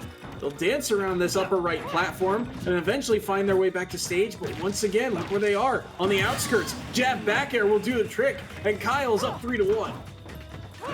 Beautiful job to go ahead and keep moving it. So, boom, forward airs, keeping it rolling. And now, maybe able to go ahead and get this kill at ledge, not quite. Extreme getting just pushed to the brink of a loss. At this point, just got to try to mitigate some of this damage and hopefully allow the rest of your team to get the win here. Come up with something. Forward throw. Did not pull the trigger on any aerial. Looked like he could have gone for forward air, but this time it'll be jab back air to do the trick, and he lands on the platform too. Kyle with a fantastic opener for UTA. The full set here. 8 points earned for the Mavericks. Is that, wait, hold up. I don't know if you're saying that as like a basketball reference or if that's actually the name of the team. Hold up. No, it's the UTA Mavericks. That's Okay. I'm laughing because I was just thinking of basketball. I'm like, wait, hold on. Just caught me off guard. Well, either way, that's the mascot. It's the Mavericks versus the Golden Eagles, and the Eagles got grounded this game. Extreme could not get anything on the board here, and Kyle earning the full 8 points to start off the day. Dude, that was such a strong start. And now all of a sudden, Marquette doesn't even get a second set of leeway. It is just, you have to go now. And they're going to be up against it too. I mean, we've talked about the UTA roster. I mean, it's one of the more experienced ones. Last couple seasons, names like Army Ollie, Beastly, Davey, all who have competed in major tournaments before, and some of them with fantastic results as well. So there's just a lot to try and fight through here for the Golden Eagles. But the Golden Eagles, it's a roster that's gone through some turnover over the years. I mean, players like Spencer, I believe, are either seniors or have graduated, who were here since season 2, really. We'll have to see who they opt to send in, but there were a lot of players for them last year who were on the come up. Players like Mateo, the Ridley Meta Knight player. I believe Frud, one of the Captain Falcon players, had a lot of key victories for them. So there's still a lot of talent on this Marquette squad, but they're going to have to really fight hard now to try and overcome this 8-point lead in this second series. Truly, I will say though, they've got a good setup going into this next game. You got Atomic coming from UTA playing Rob. On the meanwhile, you've got Lotus running the Bayo, and we're going to be heading straight to PS2. I will say, if you don't know, Rob gets diced by Bayo. Bayo finds one hit, and all of a sudden, you aren't getting out of that blender. 1, go! This is a button check on screen at the moment, so we'll cut back to us for a moment. But yeah, you're right. Bayonetta, that combo game is just so strong, especially against a bigger body like Rob, right? Rob doesn't seem all that big in theory or just on paper, but they kind of are. And all of a sudden, you put a combo character like Bayonetta in front of them, and it can make life miserable for the Rob. That being said, Atomic is no slouch. They absolutely know how to weave around some of what Lotus is going to bring to the table. So we'll have to see how it goes here. It looks like that starting stage is correct on PS2 as well. Yeah, I will say the big thing for Rob, though, is you've got a lot of really good combos of your own where you could go ahead, you just bring Bayo all the way off the side and just send her right out of there. And, there's definitely plenty of room for Atomic to get early stocks of his own. It's just a matter of finding your way through, because Bayo, you have that side B. Short hop, immediate aerial burner kick is so good to catch tall characters as well as jumps. And Rob not only is this bigger body a little bit bulkier and a little bit taller, he also needs to jump for a lot of his good starters with, for example, Nair or forward air. 3, 2, 1, To see if they can catch those jumps. Atomic on the Rob, Lotus on the Bayonetta. Immediate slide kick, and now they're trying to get that upbeat combo, but unable to do so here. Dancing around, and I feel like you're going to see a lot of this. Atomic hanging out under these platforms, right? Just making that approach for Lotus a little bit more difficult. Maybe a low recovery here from Lotus, but no time to do so. Well-timed down air from Atomic, and it's another early lead for the Mavericks.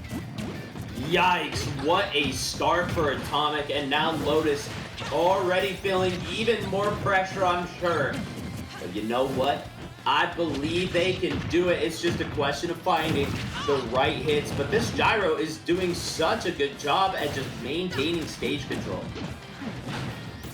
Off stage once again. High recovery gets caught out. Up air, laser use. Atomic chasing him down, staying underneath this platform. Perfect timing on that jump too to get that up air. Rolled into the gyro. Intercepted once again. Gyro now used against Atomic. The holding center stage is Lotus. Won't be able to roll behind and get that grab quite yet. Laser also going to catch the jump. That's another snipe. And Atomic, a 2-stock lead. It's 3-1 and only 73%. Yeah, this is looking bad for Lotus. She's got to find a way through. But as I say that, Atomic finding a way to shut out the stock with the 0 to death. Double snipe with the gyro to the laser. That was a massacre. Emphatic fashion indeed.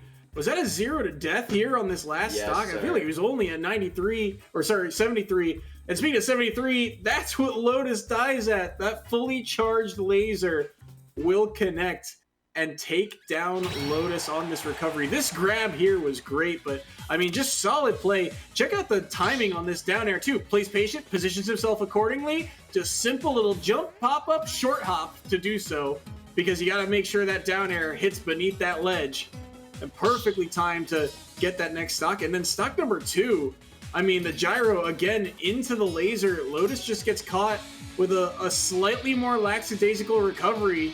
Was that... I thought it was a jump out, but maybe tried to angle down instead. Bye. Yeah, no, that was so rough. So you got the jump right there, caught up, and just immediate gyro to laser. Man, that was rough. Scary part to me about this is that Atomic made it look clinical, right? It was just like, all right, A plus B equals C. You know, I caught him with the jump, I got the down throw. I know exactly. I caught him with the gyro. I know exactly where this laser needs to go once that gyro connects. And so now we get to see a character switch up. Lotus opting for the Joker this time around, and we've already seen Joker once today, but Lotus having no you time ain't to make seeing it much of him, work. though. The down air again connecting on stock number 1, and it's a second 0 to death from Atomic. That is such a bad start for Lotus. But you know what? Atomic looking to clean it up even more. Gyro in hand. Might be able to find a kill here. There, the side B, not quite doing it. Hold up, maybe the back air. Man, Lotus needs an answer and fast. Maybe Arsene could be it. Oh no, never mind. Getting pineappled off stage again. Rough spot. Gotta see if you can fight through though. Atomic just having none of it. Forward airs galore. Rebels guard will help mitigate that. Up B, run off side B. Not been able to take the stock quite yet, but the fade back from Atomic. And just over a minute into the match, Atomic with another 3-stock. UTA running through week 2 right now. A huge lead for them through 2 sets. Yeah, look at this. The lineup on the back air, catching the jump through and sending him to the Shadow Realm. This was... You said clinical, and man, that first stock right there, that was brutal. Sure, do they have their jump here? I'm not even sure if they do, but the timing to catch that tether. Yeah, they had their jump still because you see them pop it right after that down air, but it didn't matter at that point. And then you see Lotus get aggressive and try and make a play, but unfortunately unable to ride the wall that stage. And I like the run off side B here from Atomic, but no one expected the immediate up B and back air reversal there. That was an incredible play by the side of Atomic, and UTA perfect through the first 2 sets, 16-0. And this is, I mean, This is what UTA did to a lot of teams last year, right? They just did not let their foot off the gas pedal. They found openings and they exploited them. And last year they put up, I mean, record-setting numbers. Perfect regular season, 16-0, but plus 64 round differential, 275. That was first place in both points and round differential in the league last year. The most points they ever earned in one game was 31. And to give you an idea of how good that is, the maximum amount of points you can earn in this entire format is 5 8-point sets, 40. So they were 9 points off from a perfect game. Dang. And here's the issue here. Marquette cannot lose a single game if they want to win the set here tonight. Or I guess I should say they can't lose a single set if they want to win this series tonight. So, man, that is gonna be a big uphill fight here today. And I will say we are gonna be getting Davey from UTA on the Steve versus Mateo. Now, Soy, do you know who Mateo plays? So Mateo was one of the new players last year, played in 8 games, went 3-5, but he played Ridley and Meta Knight, so 2 very different characters. I don't think there's another Ridley in the league to my knowledge, and there was one other Meta Knight last year. This year, I'm not even sure about that, so maybe a complete curveball in terms of character selection, and maybe a matchup Davey's not so familiar with. That being said, Davey plays a lot of characters. Davey's played Pokemon Trainer, Luigi, Pyramithra. I think he's played the most characters on stream out of anyone in the EGFC. Dark Pit at some point, but and the Steve, of course, that we've seen a couple of times over the past season or two. So a very veteran player, and I believe he's still the captain of this team, if I'm not mistaken. So. Yeah. We'll have to see how he does. Mateo really stepped up last year for Marquette when they needed a push late in the season to try and make those playoffs. He got a couple of key victories on that Ridley. But let's assume that it's the go-to picks here of Steve versus Ridley. That is a weird matchup for Ridley because, right, Steve wants to kind of put up that wall and farm. How does Ridley get around that wall? I think Ridley has plenty of options for that. One, you have Nair, which is a pretty good wide hitbox, and then F-tilt as well, down tilt for the bottom block and everything. And so overall, you've got some pretty decent options to zone out Steve. And that is ultimately the main game plan, right?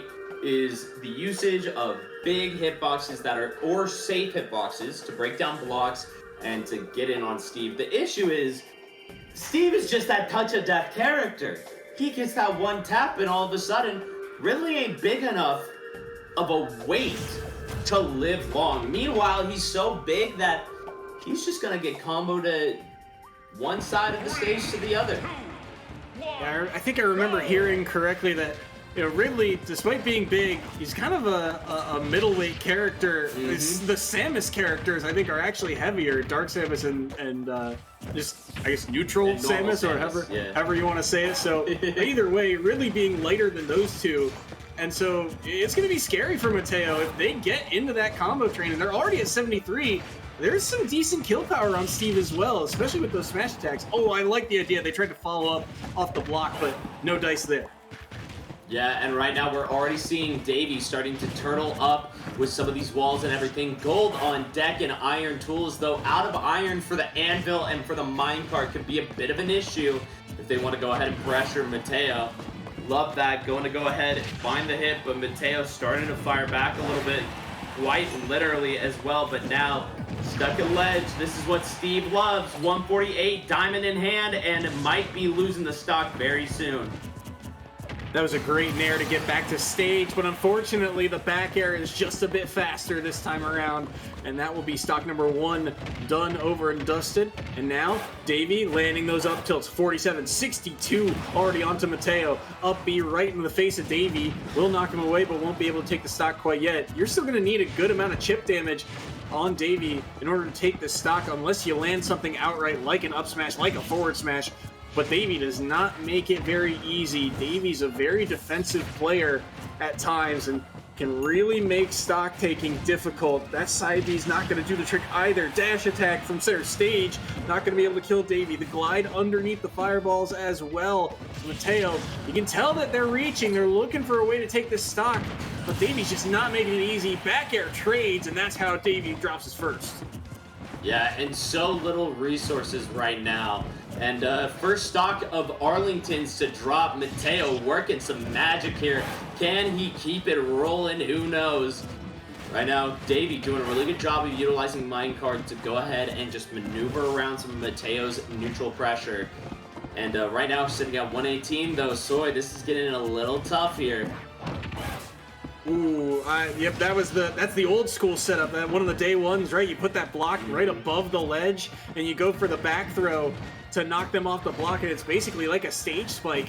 But Mateo, lucky that block wasn't placed any farther out. Unfortunately, the anvil will kill, and now Mateo's got a long road back, especially if this up tilt connects, and look at this. So much early damage, 64% off the bat. Lapping Davey in percentage. Side B to knock them off stage, but it won't kill quite yet. The fireball intercepts the first part of that recovery, but he gets knocked back away from the corner once again. Davey's out of blocks here, but he will get the stage spike anyway. The second block disappeared, and he doesn't get the tech, and that means Davey takes game one. Yeah, you gotta be careful in that position because Davey having the acknowledgement here that the block is about to break, that stone one about to be gone, so gets the grab, and this is GG, sir. Sayonara, have a nice flight, and Davey sealing it out nice and clean there. Look at this, the diamond on hand is so willing to take this trade every day of the week, and I have no idea how that up smash didn't connect, but you know what? I'm sure Davey ain't complaining. Got to live because of it. And I'm actually shocked that the block was still able to send him down. You know, from that back throw angle, you think maybe instead he goes to off the side of it, but walked across the stage. Here is Mateo for a quick 40%. Davey eats 21 now, thanks to that forward air. Mateo is certainly got to come up with something. These combos for Davey are just too clean. You got to be so careful with how you approach this character. And that back air is doing all the work right now, and Marquette find their first game lead, a stock up, and only 49% on this first stock. Can Mateo be the first of Marquette to take a game? I don't know, not if Davey has anything to say about it. Look at this, the blocks, the anvils, the back air.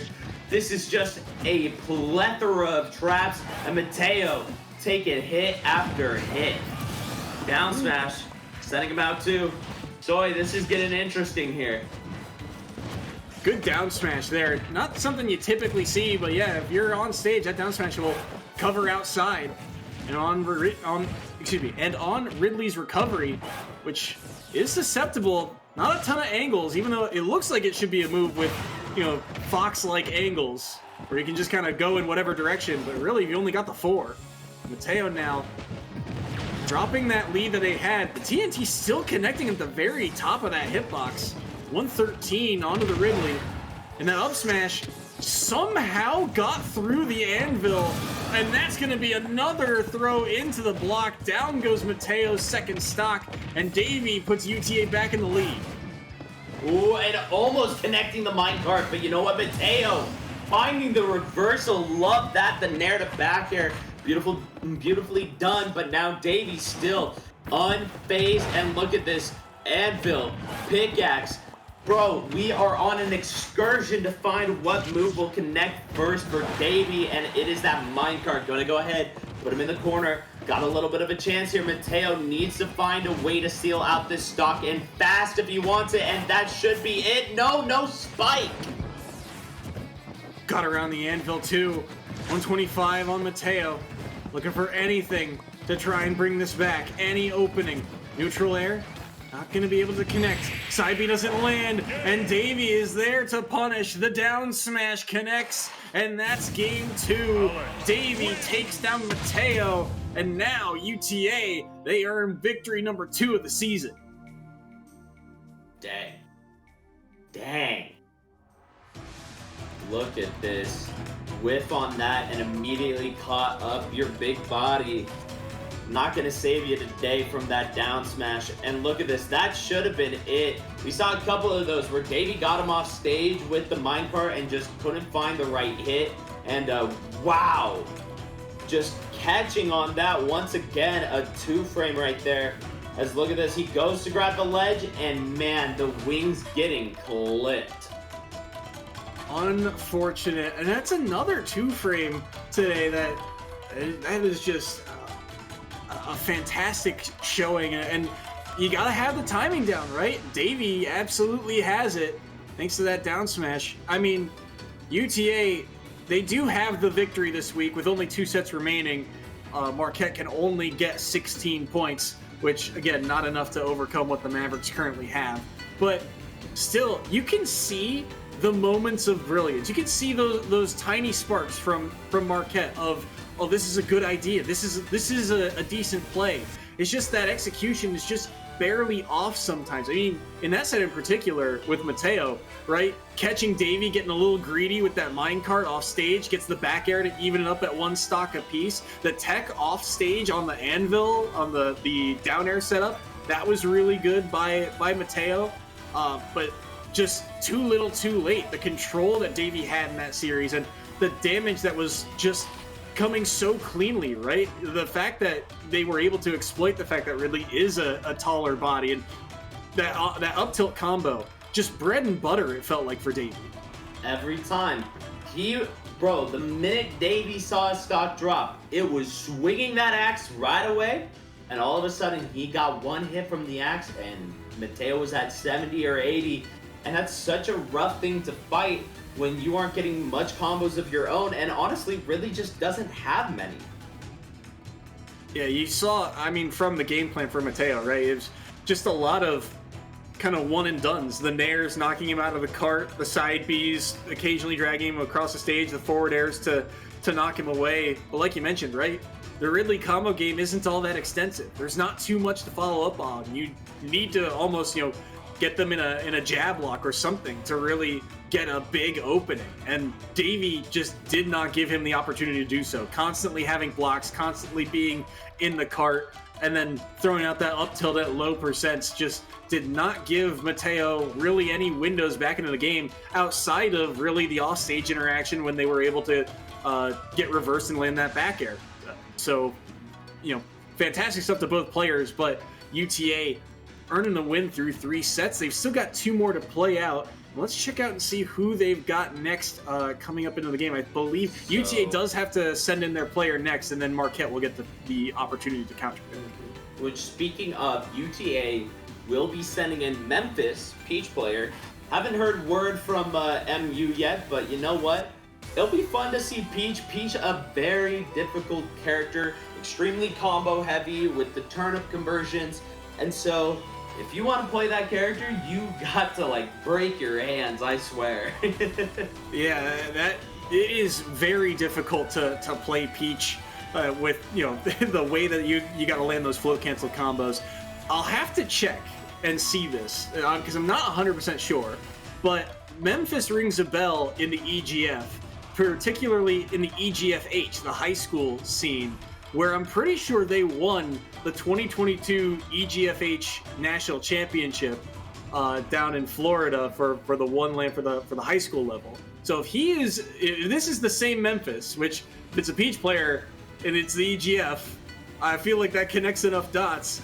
They were very, very strong, and to be able to win a tournament like that shows a lot of composure and competence. I mean, this is going to be exciting to see.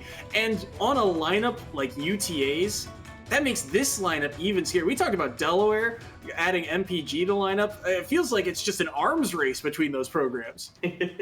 Yeah, you kind of have to force your way through and just keep signing top players. Otherwise, if you ain't getting that top talent, I'm sorry, you might not be winning no more. The days of just trying to scuff on by are over. We are in the true land and the new age of Smash in the EGF, which we'll also be getting Bun Boy playing Schultz here in a second on PS2. So Shulk gonna have some pretty good aerials to go ahead and wall out Peach, but on the other hand, of course, Peach has some really good ways to utilize turn-up to punish whiffs from Shulk. Yeah, I'm intrigued to see this matchup. It's not one that we frequently see, right? You don't see a ton of Peaches, especially at the collegiate level, and Shulk is, like you said, a character that should, in theory, be able to wall out Peach, but, I mean, we saw there's ways that you can work around it. We saw Houdini moments ago take down the Shulk of I'm already blanking on UConn in that previous series, so there are options. There are ways to work around it. So let's see who comes out on top here. UTA's Memphis going up against Bunboy from Marquette on the Shulk here. Immediate shield out of the gate here, putting them as making them one of the heaviest characters in the game, and they'll get a down throw off the back of it, but the forward air gets landed, and look at the chase down from Memphis. So aggressive right off the bat. Absolutely brutal, and look at that smash art. Bad timing for it. You're gone. You're gone. Smash art was used and it paid the price. Oh my goodness. I can't believe they got the forward smash out in time, but look at this. Lands a down tilt, and there's just so many aerials in the face of Bunboy right now.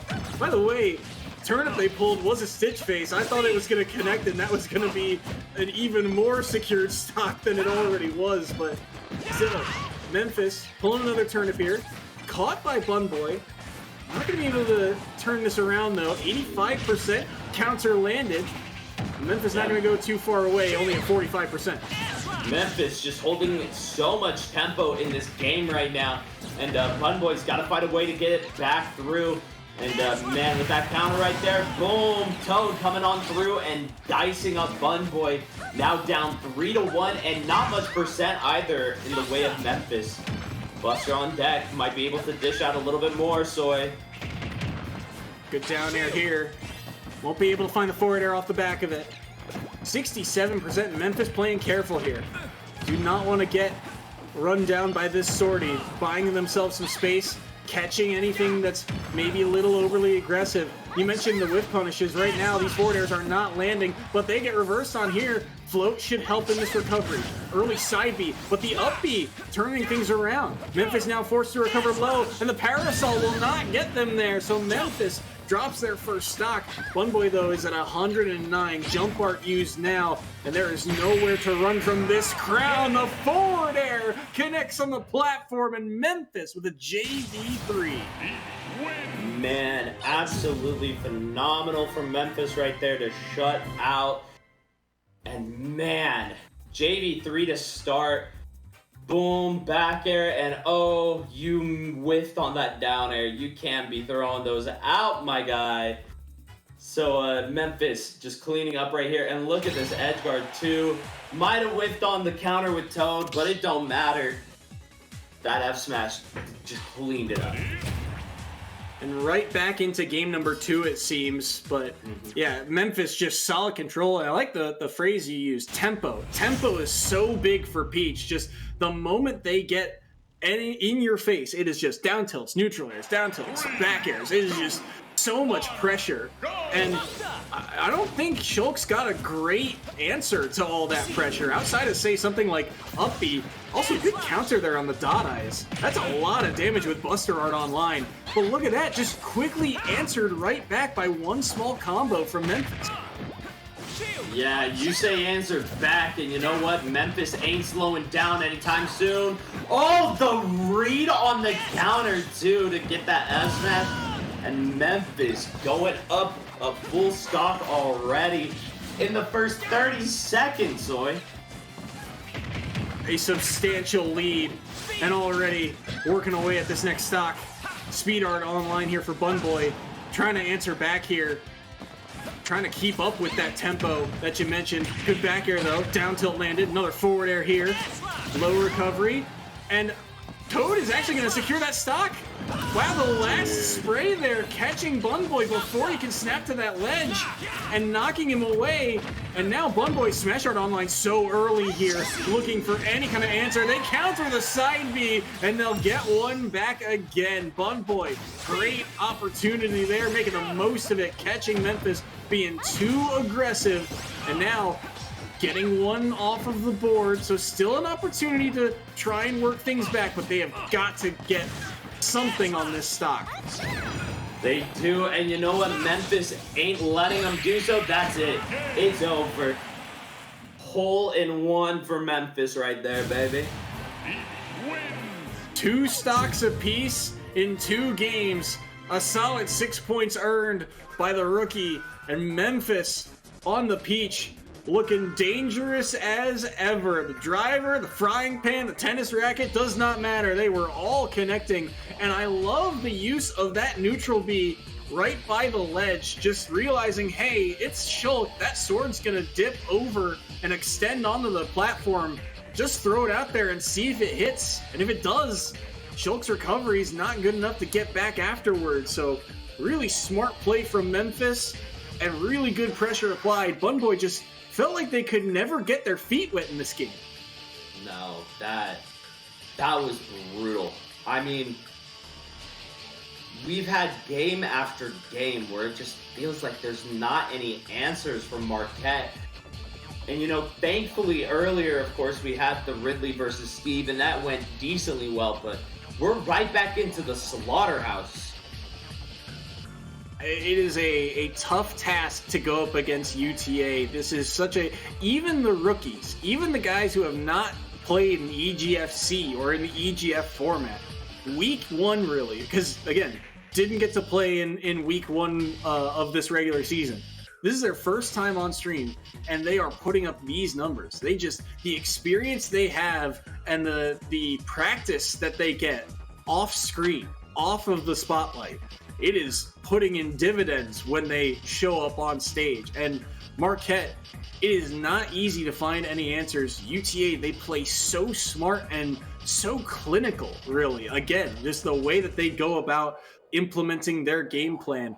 And the other key to it, too, is you see these moments from Marquette, right? Things like the counter to take that stock on the side B, catching UTA being overly aggressive. You see these moments where Marquette feel like they've gained some ground back, feel like they can punch back. And yet UTA still are able to then flip that switch. That's the mark of a lot of great players, is mid-set, quickly changing something that did not work. Just saying, all right, that, cross that one off the list. No longer using that one. That one's too punishable. And they still just immediately say, all right, I can change the game plan. If tempo's not working, let me slow it down. If I'm too slow here, let me speed things up. And UTA, they have it in spades.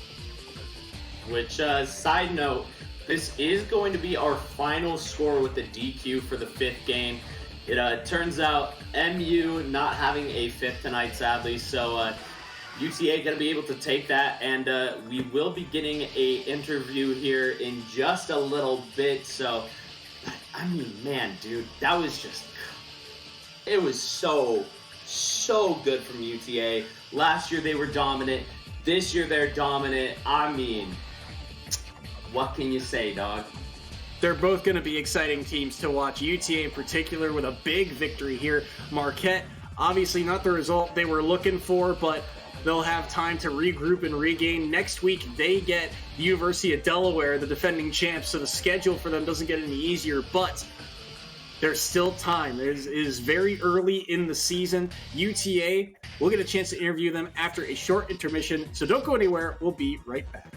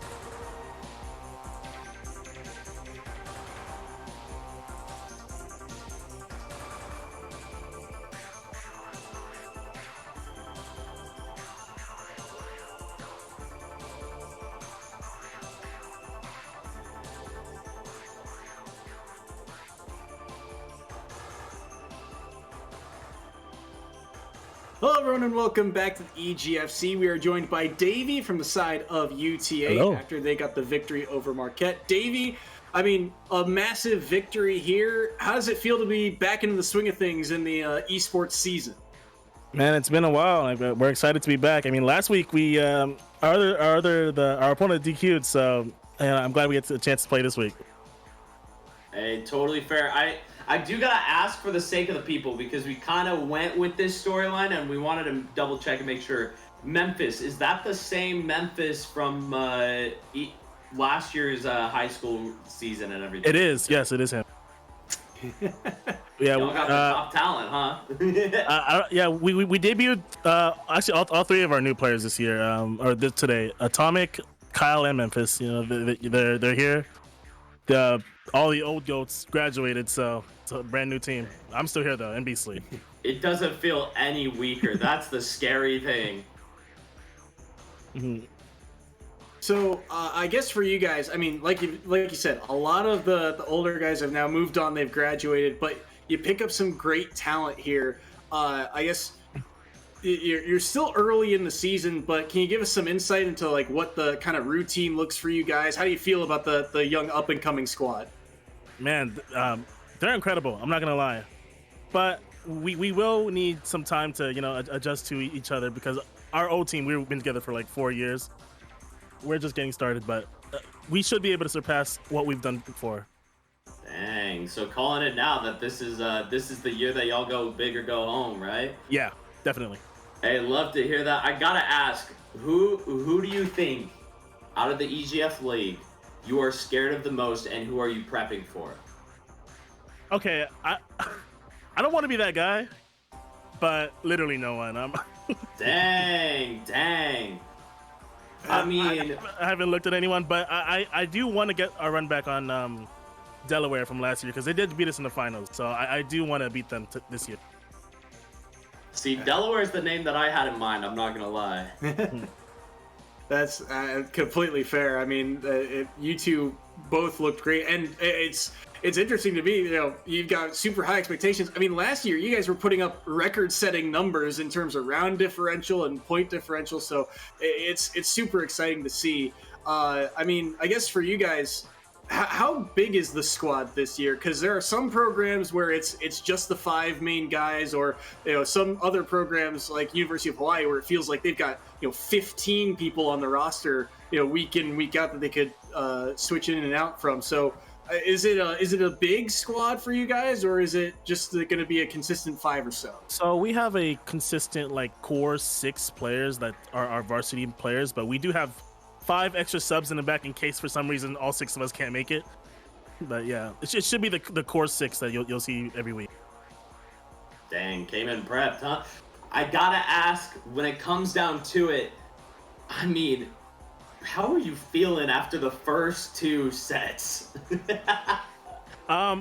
Okay, Kyle, I am very surprised Kyle got over 6 stock, especially he's someone who plays offline only, and Crom online is not that not that easy. Yeah. To catch.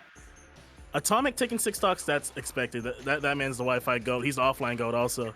So, going in, it's what I expected for the most part, but it feels good to still be on top. I'll ask for you in particular. I mentioned on stream that it feels like, I mean, you are a man of many talents. You've got a lot of characters that you've played on the EGFC. How do you decide which one you're gonna pick? I mean, this week it was Steve. I feel like Steve is becoming one of your more played over time. Definitely. But I guess, is it just kind of a go with the flow, whichever one's hot that week? I wouldn't say it's whichever one is hot, because I definitely feel like I have better characters. Whichever one I feel like at the time. There's no real reason to the characters I pick. It's just, this week specifically, Steve we decided last week that Steve was unbanned. So, it's been a while. I want to bring him back. Hey, fair enough.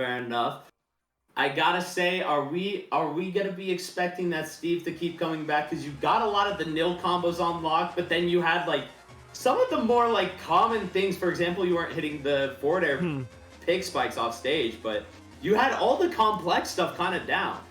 I don't want to say that it was I don't want to be that guy that blame Wi-Fi, but I am gonna blame Wi-Fi on missing a lot of those, because offline I'd be whooping these guys on my Steve. I'm not gonna lie. Dang. All right, I see you. Love the confidence. Love to hear it. All right, thank you so much for joining us, Davey. Is there anyone you'd like to thank or shout out while you're here with us? Shout out to Peach Fuzz, who didn't get to play our 5th game because they didn't have a 5th player, and shout out to Beasley, who didn't get to play today at all. All right. Once again, thank you for joining us, Davey. Congratulations on your victory, and we'll see you next week for your next matchup. See you later. All right. Well, hey, so yeah, 27-0. Brutal slaughter from Texas at Arlington. And you know what? Are we really surprised? They're one of the GOATs of the scene. As you said last year, they were putting out record numbers. There was only one person who they really need to run back on, and that's Delaware. We saw both tonight, and I'm excited to see how these two stack up going into the season as we move on.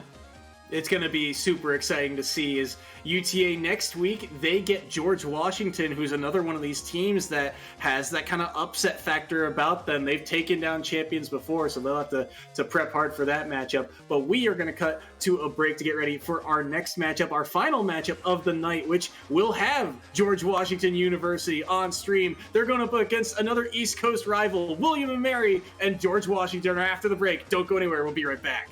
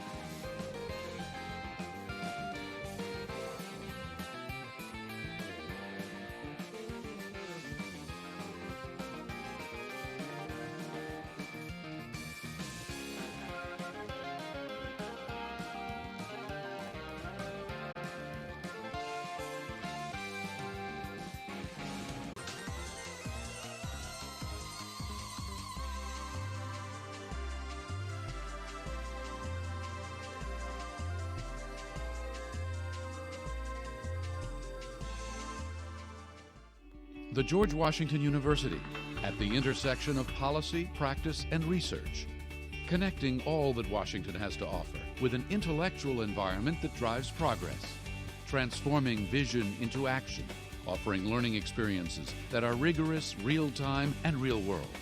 In a city shaping the future, George Washington is a place where faculty and students don't just study the world, they work to change it.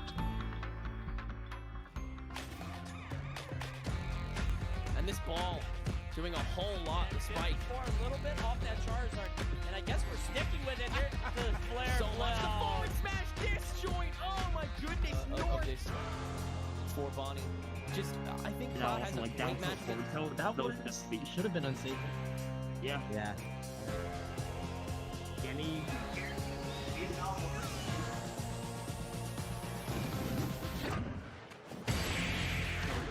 Should have been unsafe.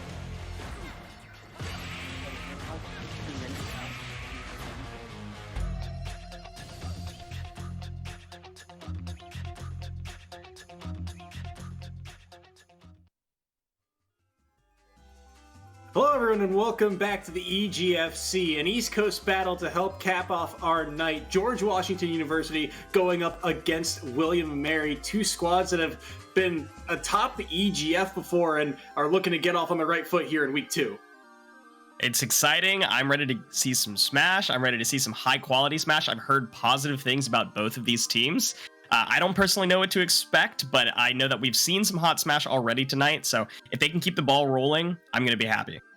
Yeah, it's going to be interesting to see how these teams do. William & Mary, they've been a squad that has always been one of the top competitors in the EGFC, constantly making top 8s of the league championship, and usually dancing around top 2 or 3 of their division when they're in this league. George Washington, on the other hand, they've had less results, but some really high highs. In fact, they've taken down a couple of championship caliber teams throughout the regular season. In Season 2, they took down, I believe it was Mississippi State. They've gotten wins against some of the top dogs, including William & Mary, I believe. So should be a relatively even matchup coming in here. And two names, two Stormies going at it right off the bat here. Whitehawk on the Marth and Luco on the Cloud. Yeah, a lot of trading back and forth. This is a very interesting matchup where Cloud doesn't really have any sort of big sour spots that they have to worry about. But Marth, obviously has to stay at a specific distance. So you would expect to see a very aggressive Cloud play up close, working for those scrambles as best as possible, or trying to fight Marth at more of those distances. In theory, Cloud has advantage in almost every range, including with having a blade beam as a projectile. But in practice is an entirely different story. So far, it is Luco off stage here. Good air dodge back to the ledge, though, and the catch on the side B here. Whitehawk has no jump left, and that's going to be an easy cleanup for Luco. The Nair will do the trick, and just like that, it's William & Mary to strike first.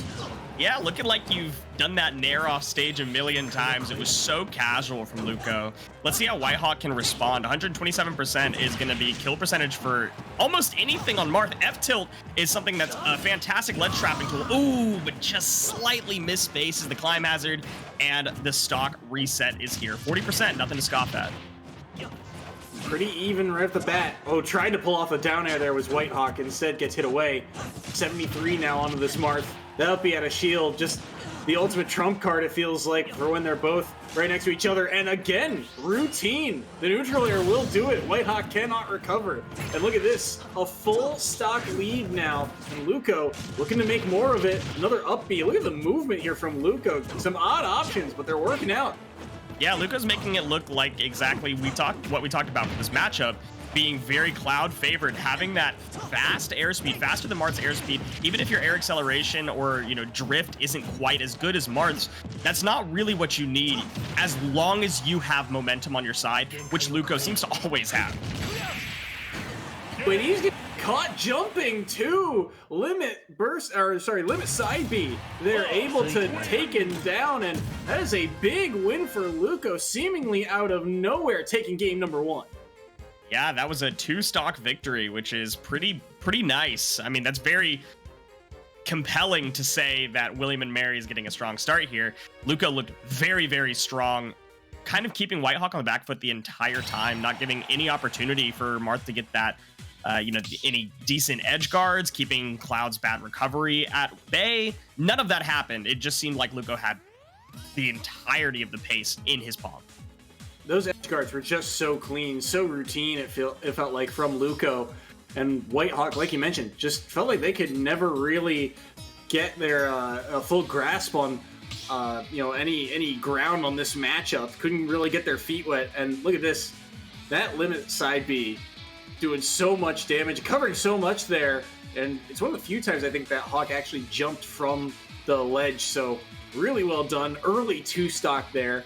Curious to see what the adaptation is. Now, I know that George Washington overall, they've got some coaching in the backfield here to, a third set of eyes to help look at the set and maybe coach them up here as this set continues on. They've also got a lot of experience overall. I mean, they've been in the scene for, about as long as William & Mary have, so they are no strangers to this format. So we'll have to see how Whitehawk can respond, because there are, openings, windows that you can see Whitehawk get into, but just not able to capitalize frequently enough.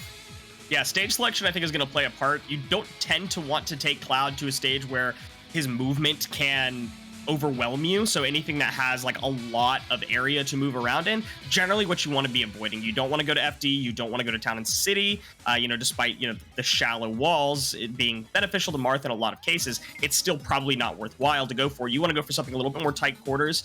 Single platform is very great for Marth if you can maintain that momentum, which is all about what Whitehawk does to adapt here. But if you can keep that central momentum on a single platform stage, or maybe like a small battlefield, something that has just a little bit more, condensed area to it. Oh, and a switch to Lucina is also going to help. Yeah, interesting switch here, right? Marth really depending upon those tippers, and Whitehawk never really finding them. So the switch to Lucina here should help out a lot, but we'll see how much work it can actually do. Side B's going to get some good damage online to Whitehawk early, and again, that up B also just helping, knock Whitehawk away. Luco staying underneath the platform, back air to chip in, down tilt to follow up. It just feels like Luco is getting generally more out of these interactions. The down air into the up smash is nearly going to seal away stock number 1, and now with Limit online, Whitehawk's got to be so careful. Yeah, keeping the Limit live. Oh, even sending the Limit blade beam there, I think might have not been as valuable as holding on to the stat buffs that Limit provides for you. But, 117% is going to be kill percentage from a back air, Lucina, just about anywhere on the stage.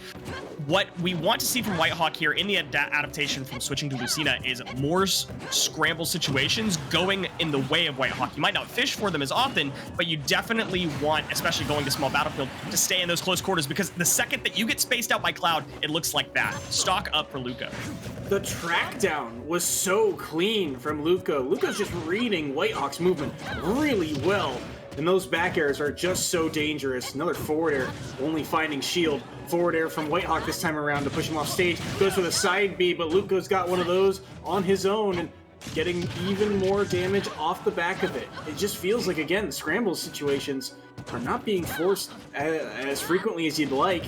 And so far, Luco winning these interactions more frequently than not, but that back air is going to miss, and it's punished by the forward smash. Now what does Whitehawk do with Luco in the corner? Forward tilt away once more, holding the ledge, but oh, great usage there. So the early up B was smart from Luco, but Whitehawk's response even faster and better. The up tilt killing out right there and getting one stock off the board. Yeah, I think it was smart in some ways, but in other ways, just snapping to the ledge with Limit Climb Hazard is ultimately going to be a fast option that Lucina doesn't have a lot of ways to prepare for. You can go for a down air, but the timing has to be a little bit more strict there. However, closing up the stock is going to be huge for Whitehawk, but Luco trades it right back with an up smash roll read. Really solid stuff, and Luco's got Limit. Even with 55% in climbing, all you have to do is get one Limit cross slash. There it is, and percentages are tied up. Cross slash doing so much work in this series. Up tilt now to knock Luco up high, but not going to be able to really follow up again for Whitehawk. It just feels like there's no combo game. It's just one and done mostly for Whitehawk. Luco feels like it's usually 2 or so. And look at the chase down again. Just everywhere Luco goes, Whitehawk just has no idea or no grasp of where to position himself. What's the right defensive option to pick? That's the struggle with this matchup too, is that Lucina being a little bit more mobile than Marth is fantastic, but you don't have as great kill options on those one and dones. 97% would normally be a kill percentage for Cloud against Marth if you get like a tipper F tilt at ledge, but that's not the case right now, and Whitehawk's at 123% off stage. Limit cross slash on the ledge was a smart idea, but unfortunately missing, and now you're in disadvantage. Full stock up, but that can be closed up quickly. Good back air, has Luco in disadvantage, but he's able to snap to the ledge. Air dodge as well, caught by the forward air. Blade beam out, not gonna be able to do much. Air dodge back to the ledge once more. Tried to cover a jump, but Luco staying grounded here. Rolling back and forth, now threatening, but he will be able to fight his way back to the center of the stage for the moment. Tried to call out a jump with the back air as well. And that last back air should do the trick. Whitehawk gets caught fading away, and Luco with back-to-back 2 stocks in our opening series. I love that last kill because it exemplifies perfectly what this matchup is about. Yes, Lucina can kind of drift in and out with those, aerials, but in the situation that we just saw, and this is really unfortunate right there, and I'll back that up for you guys because I want you to see just how close this is. I'm going to move a few frames forward. As Lucina jumps in there with the aerial and tries to drift back, normally this would deal with almost any characters out of shield options, but Cloud's air speed right off the jump and the range of the back air, obviously not having any sort of sour spots, means that that's going to hit even out of shield, even though it should have been safe. And that's just the nature of Cloud versus Lucina, Cloud versus Marth, Cloud versus any of those floaty sword characters. So unfortunate stuff to see from Whitehawk. Didn't quite get what they wanted out of the counter pick, but Luco looking stronger than ever. Yeah, looking really strong off the bat here. That back air connecting right to the head of Lucina too. Just, any slower of a reaction and Whitehawk gets away and maybe there's a second chance, but no dice, not that time around. And Luco kind of picking up right where he left off last season. I mean, Luco's one of the top performers for this squad overall. He's been a staple name to this team, I think, since all the way back in season 2 or at least season 3. Last year he went 5-5, but some of those wins were against some of the top players. He's normally one of the kind of anchors of this team. You know, when they need a win, they look to Luco. So to see him out early shows that William & Mary, they mean business this season. They're not messing around. They want to grab that early lead, which is also just a lot of momentum for the team. An early 6-0 point spread. I love to see that, and I think that's the right decision in almost any sport that you're playing, is to lead with one of your stronger legs, to not only carry the momentum for your team, keep the morale hype for your team, and keep energy high for your team, but also to start off with a lead, and that way if somebody else maybe doesn't perform quite as well as they would want to, your team doesn't dip into a negative score deficit or whatever you want to say that might lead to negative team morale. You ultimately not only keep the momentum and the morale high, but you also have a solid standing for your team's energy going into the next rounds. And I think that hopefully we're going to see that in whatever the next battle is. Yeah, William & Mary certainly feeling confident after getting that first victory. They're looking through the picks and bans now, I believe, to try and see if they can get things worked out. But overall, William & Mary, this is a matchup. I've got some notes from their history that's been mostly William & Mary getting the W. There's, a handful of times where George Washington have kept it close, but this is a squad, William & Mary, that is just, it is so well run of a program that, year in, year out, doesn't matter who's in the lineup, they find ways to get victories. Meanwhile, George Washington, it's a squad that's gone through a couple different rebuilds. They had original 5 or 6 when they first joined, but a lot of those names are gone, and so we'll have to see who kind of enters the lineup. But having that massive pool of players to, kind of pick from and select from means that situations like this, where William & Mary must now declare who they are sending in next, giving George Washington a counter pick, that means a lot, I think, to a team like this that's got that third eye coaching and can certainly assist. Absolutely. Coaching cannot be underrated in this game. As few coaches as you generally see at some of the top level of play in like the professional scene, it's so invaluable. Players like MKLeo, Spargo, the bigger names that you've seen have gotten regular coaching outside of the public eye from players like Mewtwo King, who have been around the scene for a long time, or other, big name coaches. Mewtwo King is the one that comes to mind because Mewtwo King coached MKLeo during MKLeo's reign of first, and coached Spargo in Spargo's reign in first. And so it's something that needs to be not only seen more often, but put more value in, for sure. So George Washington, you look at this squad last year, they just barely missed out on the playoffs last season. They were 8-7, and had a round differential of +2, but their point differential 0, even, flat. Which is honestly really hard to do, I feel like, in this league, the way the point spread the way the points are earned in this league. So to see that was interesting to see. They got on a 2-week win streak right towards the end of the season, but just unable to make that playoff push in the conference playoffs. William & Mary, I mean, we've mentioned it, they've been pretty consistently making top 8s, but last year was the first year that, of the top 8 teams, they could not get out of their pool. And so we'll have to see if they're eager, I think, to get back, because, I mean, like we've mentioned, they've constantly been top 4, top 8 in this league. So it feels like now things are starting to kind of accumulate. They've had years of winning, and now it feels like, all right, maybe this is the year where they can all kind of finally come together. If they're going to win one, it feels like the stars might be aligning, but it starts with games like today, right? George Washington is a good first test for these guys, and so far, they've passed the first opening round. So they have, but can they keep it up? That's the real question. I think when you're in the back foot here, if you're George Washington University, you can send a strong player out. I think that is a good choice, and I think that knowing that William & Mary led with one of their stronger players, you have a good opportunity to return momentum to your team, and that can't be understated. That's something that should always be prioritized when possible. However, not knowing what you're going up against next, and William and Mary possibly knowing who your stronger player is that you might be wanting to send in, there's a little bit of mind games that goes into this, and this is the type of thing that, you know, you could really utilize a coach for. Somebody that can be that bird's eye view in understanding what information is available to you versus your opponents and how to utilize that effectively. It's not just about specific matchups. It's not just about coaching one single person in their micro gameplay or even in their macro game plan. In the case of coaching a collegiate team, it's about worrying about your lineup, where you place people, and how you execute a rundown for a game day. And I can't say that I have experience with that, but if you have a coach that can do that, you are a huge leg up on other teams.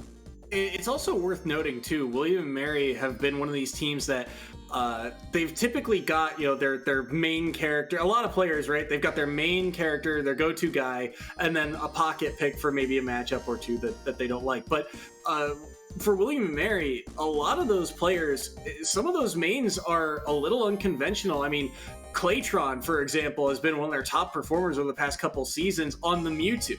And so using a character like that, right? It's, you know, fills the niche role, but slotting him in the lineup as a top performer on a character that maybe not a lot of people have experience against can really, you know, influence. Do we put him third? Do we put him fourth? Do we lead with him? And that's on a couple different characters or a couple different players for William Mary. Players like Drengotter have gone through a slew of characters from the Bowser to the Little Mac. You know, these heavy, tanky, but can deal that punch right back. So you've got excuse me, you've got these players on characters that you may not frequently see. And when you do, they're usually high expertise at it. So, you know, the mastery is there. And that also is another kind of wrinkle to the game plan in terms of where you send a player in that lineup. You named a bunch of characters that recently on, I believe there was a tier list that came out for a results-based tier list.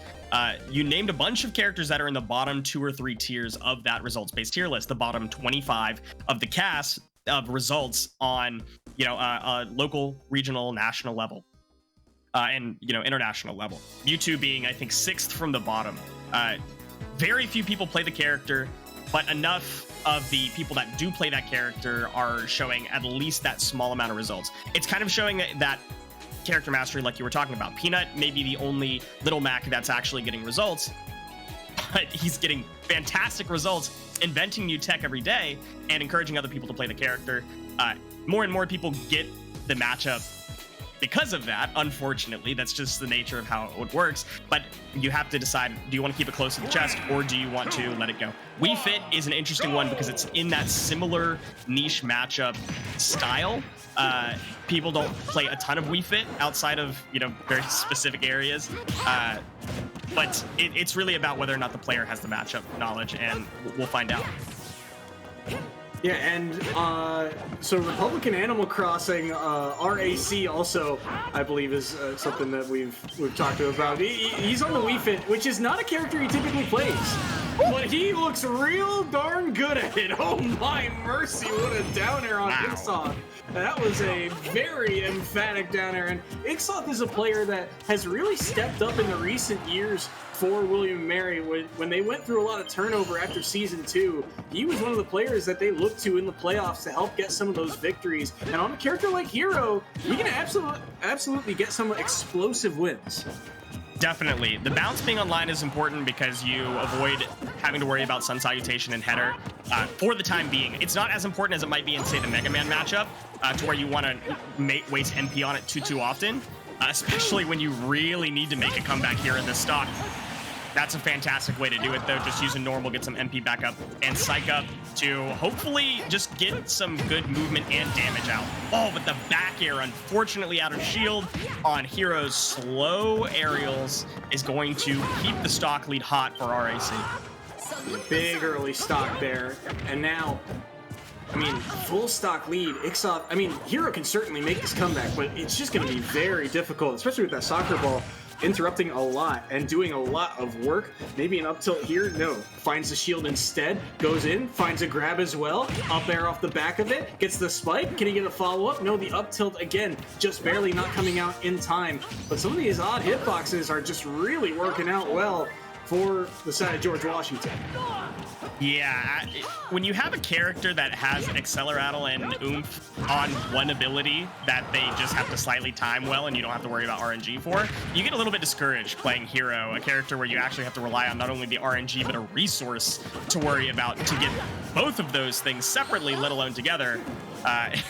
It kind of is very interesting to see how quickly Wii Fit moves and how hard Wii Fit hits when you have deep reading online. 116 to 111. And Ixoff, they gotta pull something out of the bag of tricks right now. I feel like if you're gonna bring this first game back, but they might be running out of time, thrown off stage. Zoom will help, and they are able to evade, and they will get the up tilt too. Republican Animal Crossing almost was able to get that up air and track down that Zoom, but instead they dropped their stock for it.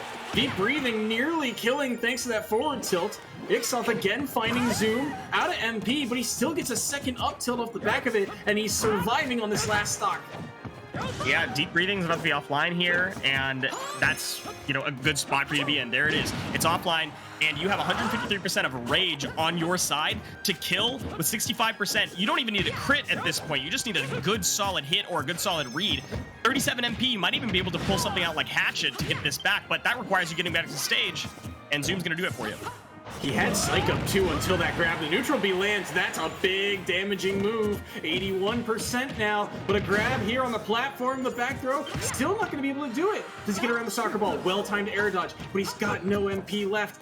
Is able to make it back to center stage here. Holding shield, dancing around, looking for an opening. Jabs will knock him away for the moment. Crackle, no, not going to be able to use. Sizz will be able to knock him away. Psych up back online here. But the up air underneath the platform will deny the comeback, and George Washington are on the board. With speed, with fervor, the Wii Fit gets back on the stage, runs quickly under the platform, and gets the up air to confirm the kill. What a great way to turn around the pressure on the ledge. Spending that time using your menu is losing time that you could have been using to set up a ledge trap, and unfortunately what you did instead was gave RAC stage pressure that you didn't need to give them, and you cost for it. You could have brought that game back. You were so close, but that's sometimes just how the dice roll.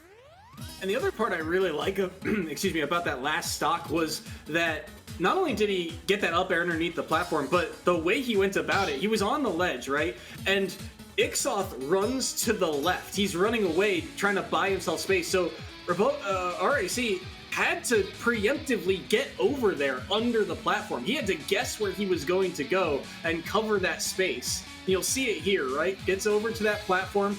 Here's the soccer ball. And this is where Ixoff lands on the platform. And look where RAC goes. Lands back onto the stage. And Ixoff runs away because RAC likely is going for the up air here, but he tracks him down. He sees that he's going back towards the middle, and he's able to land that up air and deny the comeback. So big early point earned there to help get back towards even. 1 point earned. So still minimal damage dealt to William and Mary, but one game away now from taking back set number 2. That was a tight one. That was really unfortunate too, because we wanted to see Ixoff make a huge comeback off of that one. Since being down like a whole stock and a half basically at that point, it's not an easy feat against a character like Wii Fit, who can have the speed, who can have the projectile in a million different ways to deal with you both in a scramble situation and from afar. So spending the time to menu select just to get Psych up, not having the time to condition your opponent at ledge, and forcing yourself back to the platform because you are in a ledge scramble, you gave your opponent you put yourself in disadvantage, gave your opponent advantage under the platform, and you had an option to jump, keep yourself in disadvantage, or run away and try to reset stage positioning, which is what Ixoff tried to do. Lost the stock for it, lost the game for it, but all in all, still very solid. And this next game could go either way. Town and City, shallow walls. What are we seeing? A very, very spacious stage. I do think, like you kind of mentioned too, that there was a change of pace once Ixoth went down to that last stock. And that's also, I think, the sign of a really good player when their back is against the wall, to be able to change up the game plan and start to mount that comeback. That was, I think very noteworthy. And so we'll be interested to see if that's the case here in game number 2, as that Magic Burst will not be able to take the stock quite yet. Ixoth using all the MP for it. So now he's got to find a different way to go about getting this kill on RAC if he can. Soccer Ball will connect 45% on Ixoth, and he will find that up tilt. That's one that he's been catching a lot of, and this time around it kills. That entire advantage state, that entire stock started with Magic Burst. That was Hero using an ability that Wii Fit does not have access to. Stop going for the Acceleratle, stop going for the Psych Ups and the Oomps. Just go for something that only your character has the ability to use, and suddenly you will catch Wii Fit off guard. And that's what Hero is all about, is catching your opponent off guard. Then you just held advantage state the entire time. Then Ixoth found the up tilt to get the stock. Like you said, finding that a lot. But all of that started because you use all of your MP on an ability that Wii Fit doesn't have access for. Will it work twice, though? You know, I actually don't mind it that time around. Wii Fit can stall out off stage for a while, but it does force him off the ledge, and it forces a ledge regrab. And you saw Ixoth tried to punish it, just didn't quite get the timing or the spacing right afterward. And you can still be aggressive with Accelerate. Oh my! Runs off against the forward air, and that is last stock scenario for RAC now.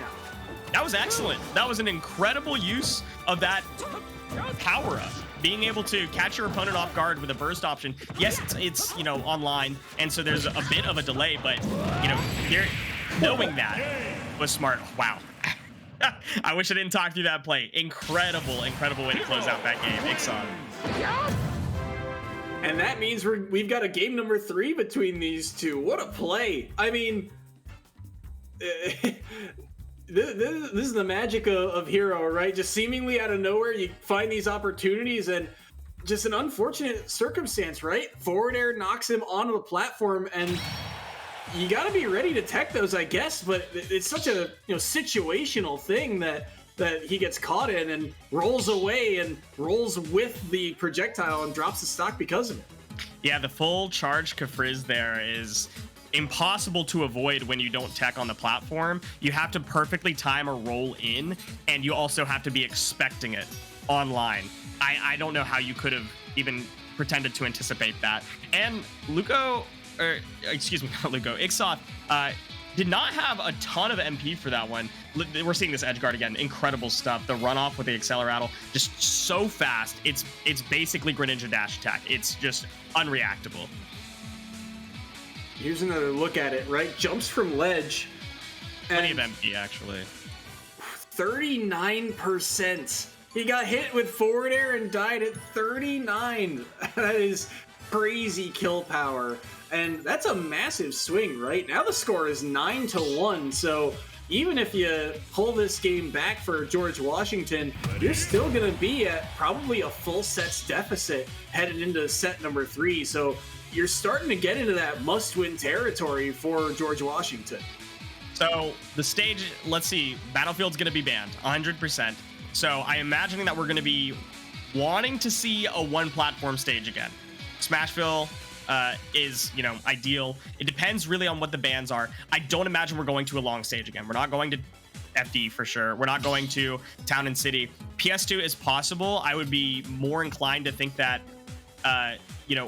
you'd take a Wii Fit, or you'd want as a Wii Fit rather to go to a slightly more condensed stage with more offstage stall options on something like a small battlefield. But I suppose that is what is yet to be seen, because we are in that 1-1 scenario, and this could go either way. Yeah, curious to see where we go. We've seen a couple times too. I wouldn't be surprised.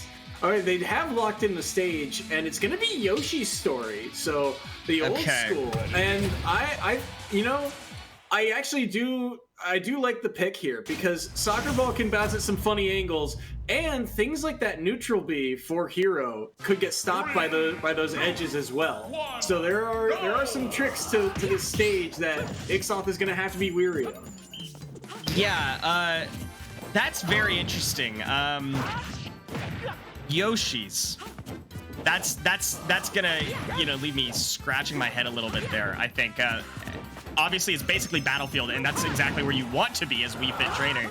So, you know, that's a good choice. It's a good choice ultimately, and that's really what we should be focusing on, is that RAC is going to make a good use of this, keeping Ixoth in a scramble situation to where they don't have time to menu select, set up anything. So far, it is RAC in the lead. Ixoth's at 112 right now, trying to find a way to battle back here. RAC up to 78. He'll stall off stage for a moment. Bounce now online, so his projectiles for Wii Fit immobilized for the moment. That one nearly killing.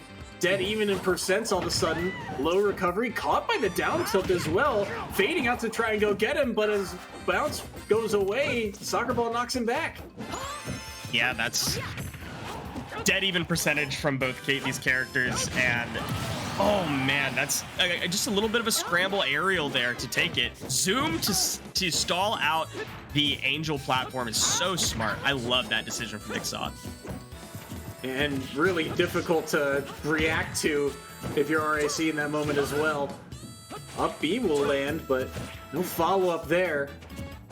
RAC just trying to track him down and cannot do so. Ixoth so mobile right now, and there's another forward air, and RAC down to their last stock, and Ixoth's only, I mean, he's at 136. There's going to be the kill. I believe that was forward air doing the trick, so answering back, but so much work to be done. Yeah, there's a lot of movement that is required to play on a stage like this or on Battlefield as Wii Fit trainer if you actually want to take advantage of the benefits of having the stage over a hero. And unfortunately, Ixoth looks way more comfortable. Oh my gosh, didn't quite close out the stock with the same thing we saw from the last game, and RAC is still in it. Still a chance. Up through this time. Dashes back with a dash attack. Maybe a chance here. Pulls another neutral B on that platform, doing what Ixoth did earlier. But now, still has a lot of work to be done. 97, he's off stage, low recovery. Bang won't land. Another up B. Tried to get fancy with it with the up smash, but will not connect. And Flame Sash is just too quick. Takes down George Washington. And William and Mary extend their lead. Yeah, that's the heart of the cards right there. Getting Flame Slash in a scramble where your opponent is forced to approach you. It's so nice. Also, that whoosh into up smash was a great thought.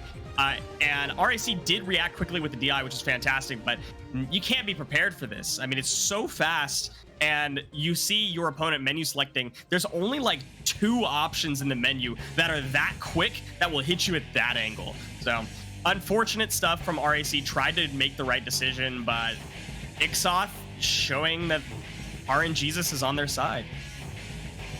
Yeah, Ixoth extending William and Mary's lead. You saw moments from RAC where the Wii Fit looked really good, and in fact, George Washington, I mean, famously way back in, I believe it was season 2, they had one of the best Wii Fits I think this collegiate scene has seen in Rip Van Winkle. But so learning some tips and tricks from him, but unfortunately unable to get the job done here. And William and Mary with a substantial lead now, 13-1, which means that this next set is really do or die for the side of George Washington if they want to try and come up with a win here in week 2.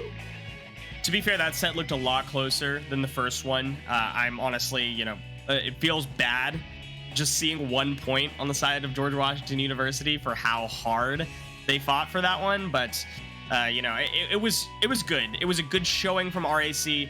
But how can you possibly be ready for that matchup? I mean, that's just, it's something that you don't see almost anywhere. Unless you have somebody, a practice partner, or somebody that you play regularly in that matchup, that's not something you're going to be able to find VODs on to know how to study. I mean, you maybe 1 or 2 in the last 2 years, but it's going to be rare. So I don't blame RAC for not being ready for that one, especially because of how many tools Hero has available to them to deal with every character in the game if you use them correctly. And Wii Fit has to have a very specific game plan playing against Hero. Like a lot of characters have to have a very specific game plan playing against Hero. Wii Fit is also one of those characters. And with how wonky and a little bit strange it can feel to play Wii Fit trainer, on, the movement, the aerials being a little bit more, odd and disjointed than other traditional characters, you really have to be prepared going into almost every matchup. It's a hard character to learn, but the payoff can be huge. And that was one of the other things too. RAC, this is his first time playing Wii Fit on stream, or at least for EGFC. Typically, in previous sets, he mostly, I think, on King Dedede, which is a different character in their own right. Went Joker, I think, the first time we saw him on stream, and just. George Washington's got a large lineup, so there is a wide variety of characters, but none of them play Hero, and there's not really another character that is like Hero where you can, like you said, get that type of experience. And if you're bringing in, your Wii Fit new, like the brand new toy, it's going to be difficult to try and do, especially with Ixoth, who's one of the more battle-tested players on William & Mary, is getting a lot more focus as the years have gone on. Makes entirely fantastic sense to me. I mean, if that really is more of like a flavor of the month pick, or maybe just a new character pickup, something that you're not used to playing, yeah, Wii Fit is not only hard enough to learn by themselves, but then you have to, work into these strange matchups. You're not playing against like a Roy or a Joker or an Aegis or something that you can maybe prepare for just by sheer nature of seeing the character and having played against it on other characters. You have to play against Hero. Every hero plays differently. So, yeah, again, no bad feelings on the side of RAC, I hope, because that's just a challenge, and it's a skill check for sure. A skill matchup check, I should say. Players are locked in for set number 3. 2 names that are newer to both of these schools. Chicken and 2B. Chicken playing for the side of George Washington, and 2B for the side of William & Mary. It is interesting to see newer faces get their time in the spotlight here, because I've always said this. It feels like with this format, the way points are accumulated, the third set is one of the most pivotal ones. It really dictates the pace for the rest of the matchup, and it's again, if George Washington want to try and earn the victory this week, it's a must-win. So to put in a new face in this spot and 2 new faces for both of these schools, I think it shows a lot of trust that these guys have. They're saying, all right, first game of the season for you guys, right out of the frying pan into the fire, just immediately on the stream, and in a big situation for these 2. It's possible that George Washington University has kind of relegated themselves to the loss for this week, and they just want their newer players to have some more experience. It's also possible that they believe this to be a strategy, that their coach has decided, let's put in a new player, something that William & Mary don't know what to expect, and maybe this player is somebody that could do well against one of William & Mary's more notorious players, but William & Mary throwing back with another new player themselves, maybe feeling a little bit comfortable in the position that they're in, that they want to have a little bit more experience getting their newer player up ahead of time. Who really knows? It's hard to say in this position right here. We'll find out, I think, a little bit more once we get into the game itself. But George Washington University has a lot of pressure on them to pull out something with this set if they're feeling the pressure themselves. William & Mary, they were a team that, interestingly enough, last year, so above average record, they went 10-6, and were just outside the 8-team playoff bubble. But the most points they ever earned in last year was 26, which that's a significant number, but it's not a lot in comparison to some of these top teams. And George Washington, they always keep it close. They always find ways to go about it. But a different character matchup here. We've mentioned Palu a couple of times. A lot of players have this character as a pocket pick here in the EGFC. But Chicken rocking the Zelda is something we don't see a ton of here. Yeah, that was very interesting. Starting off the match with almost a little bit of a flex there. That was a Ferrore's win, perfect slide off the platform into an up air to keep the pressure when you felt like you were in disadvantage. Returning that back to your stage positioning was really incredible. However, 88% now and climbing for you. You need to hold this advantage state as long as you can against 2B, because the second that Palutena gets you off stage or gets you in a disadvantage, it's tough. So far, it is 2B with the percent lead, only 38%. Chicken's got to find a way to come up with something here. Knight is set up once more, but it's only going to cover half the stage, and that's going to be a back throw off stage. Up B does clip 2B, not respecting the little bit of distance that move has. And that means that Chicken's got another chance at life here. Up air, shielded well. Another neutral air, but a dash attack out there from Chicken means that 2B, I feel like this is one of those cases where Chicken's got a lot of kill power in this Zelda, and if 2B's not careful, this could very quickly get evened up. Yeah, this is looking a little bit closer than I would have anticipated for such a tier list matchup check between these two characters. You know, but Chicken is showing a lot of prowess on the Zelda, keeping 2B on the back foot and balancing their abilities incredibly well. Oof. Good drag down there into the up tilt. That was well done by 2B to get that first stock off the board, but there's the up B, and that's the one that you'll see kind of used sparingly, right? You get really situational. You got to be on top of them for that hitbox to connect, and you just drag them up, but not going to be able to take that stock quite yet with it. 103 on 2B, and then 2B is saying, I do not want any part of this night. I am not approaching. I have the lead. You have to come to me. It's a smart thing to do. Forcing Zelda to approach is like the best position you can put a Zelda in, especially when you're a combo monster character like Palutena. So it's a great choice. Keep Chicken both having to play defensively, but also having to push in on you. The unorthodox nature of the gameplay itself is enough to twist somebody's mind. However, the Furore's win from ground is such a great confirm. I mean, in mixing it in properly, conditioning your opponent is an important part of making that move. You're at 66% now if you're Chicken.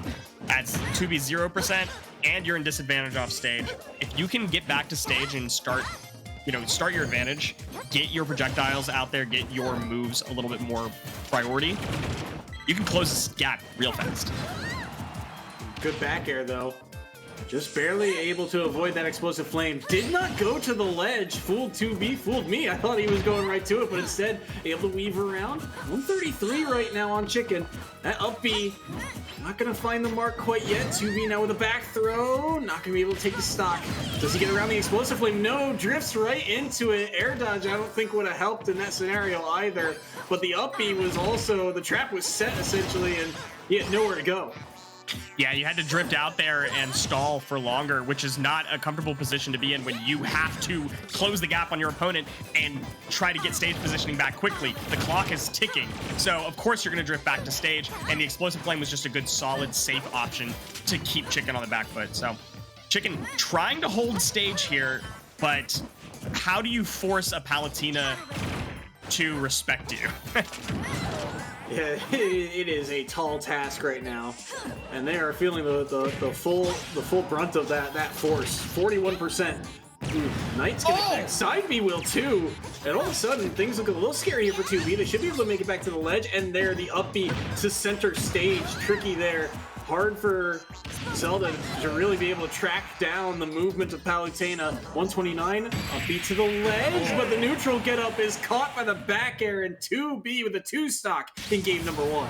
Oh, read their soul like a book with that back air. That was disgusting. I mean, you have to do something, and it's really hard as Chicken. You obviously drift back to stage. Explosive flame would have been smart, but the Furore's win came out, and so it would have missed. So just waiting for a ledge trap, mixing it up a little bit. 2B only had to mix it up just a tiny bit, and that back air on the neutral get up was just the read of a lifetime. And even if it wasn't, not only is it invincible to deal with, get up attack, or maybe not get up attack, but drop down, get up with a move, it would have been invincible to that. But also it's quick, so if they rolled, you would have had an option to dash attack back towards them, or reset neutral entirely. So 2B just picking good options and conditioning Chicken to make bad choices. I think that's really solid, and that's exactly what you want to do on a character like Palutena.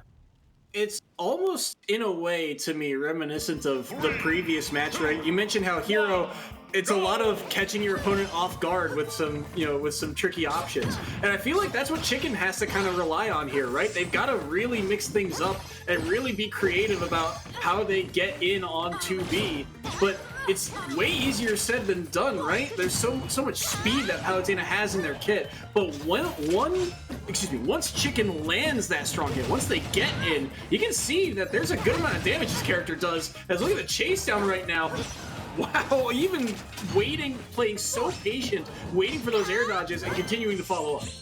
What an incredible advantage state, only stuffed out by the fact that you went for a forward smash read. That's like so heartbreaking to see because Chicken had everything that they could have wanted. They were reading 2B like a book. Every tech chase to the platform, grab, I mean, everything. And now it looks like they might have this again. Scramble situation's gonna reset it though. Oh wow, what a fantastic parry to kill, to send out your move to kill after that. That was just great. Chicken is looking strong. Very, very smart too. That forward tilt's got a deceptive amount of range to it. It's able to, you know, just barely catch 2B. I think 2B was also kind of DIing with the hit there, trying to fade away with that move as well. So well done by Chicken. And look at the follow-ups they're getting right now. Up air won't be able to track down 2B quite yet. Just recovers low. Nothing really Chicken can do about that one. Forward air into back air. No fear. And Chicken goes down, drops the opening stock. Yeah, that was... Yikes. I mean, not yikes from Chicken, but yikes. 2B looked crazy on that one. He said, look at my backer, see me roar. They're just barely clipping on Chicken there. And right now, Chicken able to up B back in, and 2B very high percent here. How does Chicken take this stock? Plenty of kill power in Zelda's kit, but the back throw is going to push them off stage once more. Oh, wow. I mean, that is something we have not seen today. And you can see, I love this from Chicken. We saw that 2B is using that up B, the slide off the platform to just, you know, as a small little trick to just be like, all right, I'm over here now. Like, you know, don't touch me while you've still got invincibility. And then Chicken does it right back as well, just using that teleport. This is that single platform stage we were talking about that you might want to go to on a character like Zelda specifically. Being able to keep your opponent in the air the entire time is fantastic. Yeah, you're not getting a whole lot of value out of your ledge traps because setting up Phantom Slash takes forever, and Din's Fire is super committal, and Ferrari's Wind is also a very committal like read option. But keeping your opponent in the air means that you can go for things like this. Whenever 2B goes for a landing option, you can Ferrari's Wind out of shield to punish you. And by the way, Chicken is dealing with auto reticle so well. Yeah, auto reticle did so much damage in game one. I feel like it has not, you know, really been used in this game all that frequently by 2B. Here in game number 2, Knight will also land, and 2B has to fade away. Goes down low, able to roll around the Knight, and gets a grab off the back of it. No forward air landed, but the up B will do the trick, and Chicken bounces back. A 2-stock in game number 2, and we're going to game 3. Ferrari's Wind was the MVP of that game for sure. The amount of times that Chicken made use of it successfully, right? I think in this, I could be wrong about this because there is a little bit of delay online, but Chicken was using the Ferrari's Wind out of shield for the most part as like a punish option on, say, like landing aerial that 2B uses. But anytime that he realizes that it's not going to hit, you have a little bit of delay there that you can figure it out. You can angle it towards the platform so that you can get the slide off reset and you're not in disadvantage drifting back to stage for 2B to use whatever they so choose to kill you. And so, yeah, I think that Chicken... from what I can tell, is an incredibly seasoned Zelda player. Wow, what a great up air, by the way. I love that one. So cheeky to go for that up air too, right? Because that's something he hadn't done all game. 2B, that's the first time they really are just kind of poking at the ledge with that down tilt. And it's the one time Chicken is able to respond and get that stock off the board. And like you said, right? And that's also that up B, you were talking about it. I think it's game 1 to game 2. They were able to get that slide more frequently than not. We saw a little bit of that up B usage in game number 1, but there was once or twice where it just didn't land and ended up in disadvantage for it. Much cleaner usage in game number 2 overall, but 2B not messing around here in game number 3 with this set on the line. 0% unscathed through the first 15 seconds until that down B hits, and only 62% Delta Chicken, but the situation's reversed now. Chicken holding center stage, trying to use these projectiles to their advantage. Yeah, William and Mary banned, George Washington University banned Town and City, PS2, and Kalos, obviously trying to avoid sending Zelda to a flat stage, especially a flat stage with like shallow walls. And William and Mary picked, I mixed up here. They banned Town, PS2, and Kalos because you don't want to let Palutena get back air kills for free off the side, but you left Battlefield open, and Battlefield is huge for Palutena. so far is showing why. 60% right now on this opening stock for 2B, as they've already taken down Chicken once. Shielding that forward smash. You can see Chicken trying to chase down 2B, but there's just too much space to cover.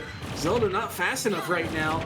The Knight will help out a little bit in blocking the auto reticle, but again, there's just no easy way in for this princess. They gotta find a way in. Now the up B comes through, but just sends them off stage, and a simple teleport back will help 2B get right back, and it's back to the auto reticle.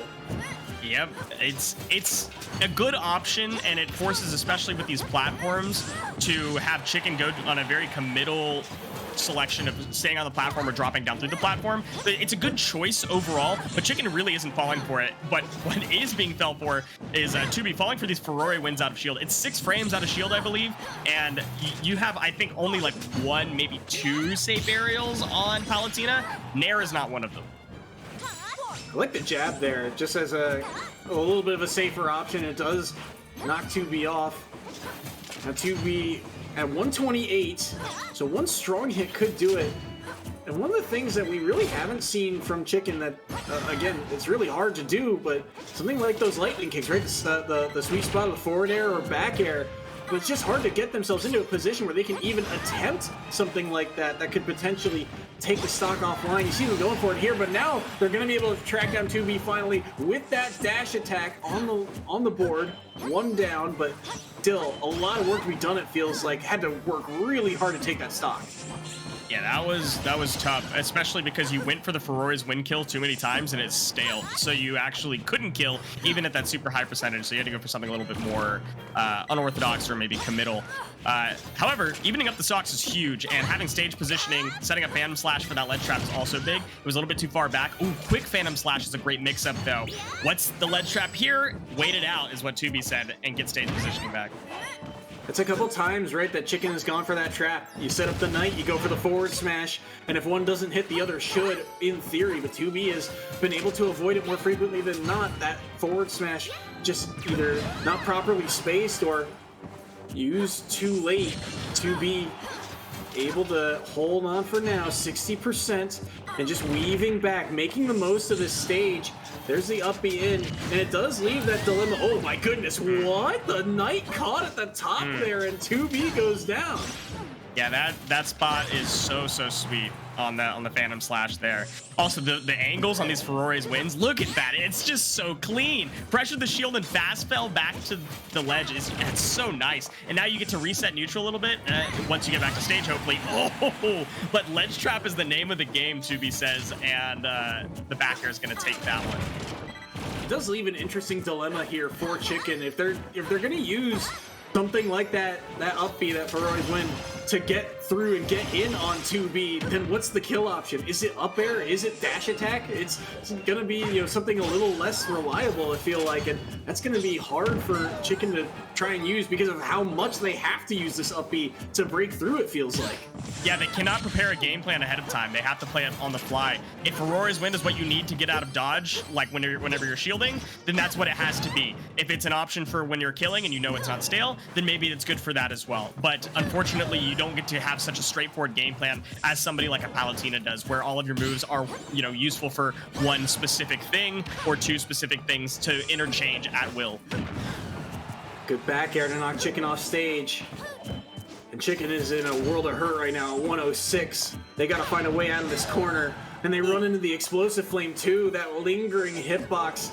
So dangerous. 2B only at 73%. Nice setup, auto reticle to knock him down.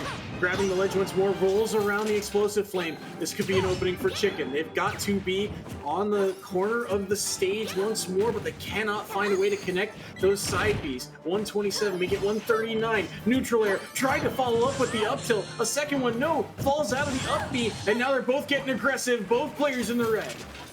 Yeah, this is very interesting. Neither player looks particularly uncomfortable. They look like they're both trying to play it calm, cool, and collected, find something interesting, find something unique, but not go for anything too crazy or too committal. However, the Phantom Slash, and you're on the platform, you have to deal with the pressure from being above a Palutena. You have to reset stage positioning, and trying to do that means that you're at disadvantage here. Unfortunately, unable to punish the Ferori's win with the grab. That miss, Auto Reticle is going to put you off stage. If you can get back to stage and deal with this explosive flame, maybe, just maybe, at 176% you'll have a chance, but no, you will not. Oh! But will you? Survived at 189, and he up his back, and he's able to get around that side B as well. The Knight knocks him off stage. The side B clipped, but it's not the strong hitbox. He will be able to grab the ledge once more, teleports back in, and now it feels like the next strong hit will do it for either character. 133 to 189. Chicken has to back away. 201 right now, and they're able to evade for a moment, but the Nair will do it from center stage, and 2B comes up clutch in game 3. Nair? That's how that ends? Nair? Oh my, I'm disappointed. It's the right choice, but I'm disappointed. I didn't like it. Both players were showing some really fun, interesting options. I would have been happy with a back throw to end it, but the spot dodge is just a panic option from Chicken, and 2B went for something that they've been going for in those scramble situations often. They've been getting punished for with the Ferori's win, which, by the way, at that point would have killed, and they just autopiloted it looked like, anyways, I don't want to speak on their behalf, but it looked like they autopiloted the Nair, and Chicken wasn't prepared for it. They went for a spot dodge because they were scrambling. When you're above 200% on your last stock on the set, of course you're scrambling. So yeah, I mean, it was a good choice to be ultimately made. I hope that it was a conscious choice, but in any case, very strong showing from both players. That's some of the strongest Zelda gameplay I've seen in a while. And what a fun series. I mean, that's, I believe, both players, their first series on EGFC, and it's a nail biter like that. You know, no doubt the pressure was on for both players. I mean, and for Chicken in particular, right? You're sitting at 200 and you've spent the entire game going, please don't auto reticle again. I need to get this Knight off, and still brought it all the way back, but could not close it out. And well done to both players, really. 2B looked good. Had a pretty good understanding of what to do and, how to use their character. Felt like they had a lot of bread and butter stuff down. And like you mentioned, even if that Nair was just kind of like, all right, safest option, or like, 9 times out of 10, this is the right button. But still, it got the job done, got them the W. And because of that, I believe it's not out of the woods quite yet, I believe, but you do have to have a perfect next 2 sets for George Washington in order to bring this back and secure the victory. We do have overtimes in the regular season, but odds are slim. Yeah, we'll see. I don't know how George Washington University comes back from this. William & Mary's been looking so strong matchup over matchup, unless you just kept your last people in your back pocket that are your just huge, big hitters. I'm not sure exactly what we're going to see, but Chicken and 2B both looked really strong from both teams, so it's really hard to say. Maybe every player's, of course every player's a strong player, but maybe every player is your strongest player, and it's really just about how the matchup goes and how, the nerves feel. Because that one, I think, as calm and collected as they were from the 100% to the 200% mark, crumbling at that very last moment. Both players crumbling at that very last moment, and it just came down to 2B threw out an option that Chicken's been ready for the entire game, and Chicken spot dodged for like the first time the entire game and got eaten by the Nair for it. Of course, you spot dodge because you want the quick turnaround, the quick advantage back in your favor. Like, you want to be able to use an option fast. The Nair obviously is going to linger, but you don't expect 2B to use Nair again after it's been punished every single time by the Ferori's win. So ultimately, like, it was unfortunate that that's how that series closed out, because of how strong both players looked the entire set. Every single game was really, really close, and that you couldn't have asked for a closer game 3 or a more fun set, especially as their debut set. That's something that you want to, put in a plaque, mount on your wall. I mean, it's fantastic. Frame it. It's awesome to see. And on top of that too, right, not only is it like their first set, but that's the difference between the two, is that one interaction. That's how close it was between these two. Mm-hmm. So it goes to show how tight the competition here is at EGFC. So especially between those two faces. I mean, I can't wait to see how they play as the season goes on, because it's a long season. We've got 8 weeks here in the fall, 8 weeks in the spring, the conference championships and league championships at the end of the year, and that's way down in March. So it's going to be fun to see those two grow. But we're on to set number 4 here, and I believe 2 also new players, but on characters that we've seen. Actually, so we are informed that Cajun Lady is Kimonito from previous seasons. But we've seen these characters, we've seen Kimonito plenty of times on the Rosalina and Luma. We've seen a little bit of Greninja, but never from William and Mary, so I'm excited to see how this goes. Yeah, Greninja's got a very straightforward game plan as well, and it usually revolves around dash attack when you're far for a burst option or down tilt. But ReviX is making Greninja look a lot more aerial than they normally do, especially with, you know, their fairly poor airspeed.